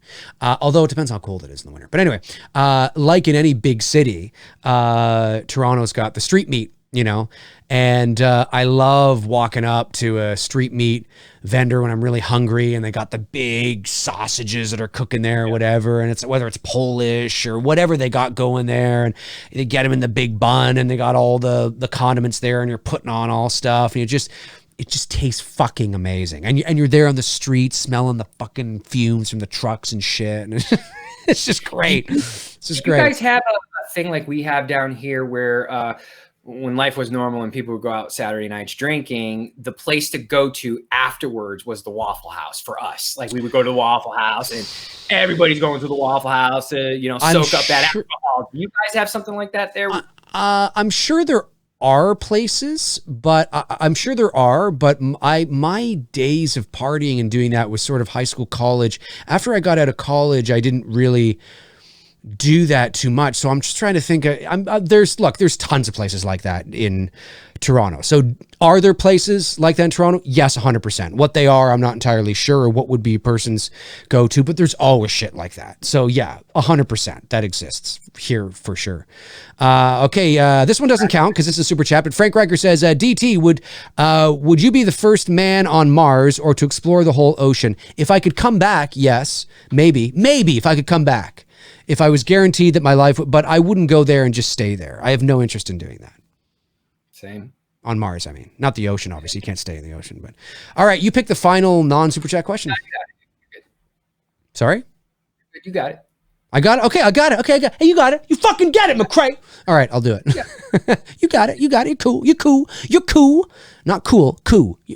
You're cool. All right. Hey, here's one. Mike Cornelius says, how many more movies do you think will be delayed? A bunch more for summer blockbusters just got delayed because of the coronavirus, Morbius, Ghostbusters, and more. Well, you know what? I think it's as simple as answer as, yeah, exactly. It's a simple answer. None of us know right now. Yeah, how long this goes on. If this is the middle of May, yes, you will start to see. Yeah, I mean, it depends on how long this goes on. So, I mean, I know that's not, but that it really is that, I think it's safe to say things like baseball is not coming back. If it does come back, let's say it comes back in July, let's say it'll be a shortened season. Very short season. It'll be half season. And here's hockey, the thing, though. Here's the thing. How many people, when baseball season does return, how many people are really going to be comfortable sitting in a public area next to people? Yeah, that's a good point. There's going to be a huge, effect from this afterwards. I don't think people are going to be so quick, except for the idiots out there who want to congregate in public places right now, which I think is dumb. I'm a firm believer in continuing living your life and doing your normal things, but fucking be smart about it. You know what I mean? And don't go fucking out in crowded fucking places where you're going to spread it. Just, do your normal shit. We're all having trouble, man. I mean, everybody's being delayed. We're anxious. We're trying to get things going. And, you just gotta take it one day at a time. Thank goodness I can still run. Because fuck, I'd be really anxious if I couldn't run. Are they doing in Toronto like they just passed it here in Atlanta, the stay at home policy? Oh yeah. Though we've been like that for about a week or two, where it's just they urge us to stay home. Do not go out unless you're going to the grocery store. Only go to the grocery store once a week. Don't go and hang out with your friends. Don't have your friends over. Use Skype. Use the internet. Use social media. Oh yeah, that's been. As much as it sucks. I mean, if you guys want to get out of this, we've got to do this. We've got to do the stay at home so they can get the curve on this shit and flatten it out, and everybody can. If you don't, you're just gonna fucking delay it, and we're gonna be stuck here. Yeah, and they closed all the parks in Toronto, and they closed they have caution tape up all around the. Same with that, but the trails for us are still open. We can. Yeah, the trails for us are still open too, because I jog on the trail too. So I'm just hoping. God, I hope they don't shut that down. But we'll see. We'll see, man. The Nut House sends in a super chat of $1. Thank you very much, buddy. I really appreciate it. Hey, that's going to do it for Tony and I on episode 63 of Two Dudes and Some Bullshit. Thank you for tuning in for this episode and watching Child's Play with us. Tony and I will be back next Monday night at 7 o'clock p.m. Eastern Standard Time. I'll be back tomorrow morning at 11 a.m. for McRae Live. Don't forget to tune into that. Tony, anything else you want to say before we skedaddle? No, great stream tonight. Enjoyed watching Chucky with you guys, and looking forward to coming back next week with a little more enthusiasm and energy. I apologize, guys. My head just wasn't totally there tonight, but I promise next week I'll be talking about asses and who I'm banging and all that fun shit. Yes, exactly, 100%. And sometimes you just got to rant. You got to. And hey, if that guy is watching, I'm not saying he is. You still have an opportunity to be a good dude. You don't have to continue being a douchebag. But anyway, we'll see what happens. Okay, we're out of here. I'm McRae. He's Michael. The shit is below. We'll talk to you soon. Cheers. Stop.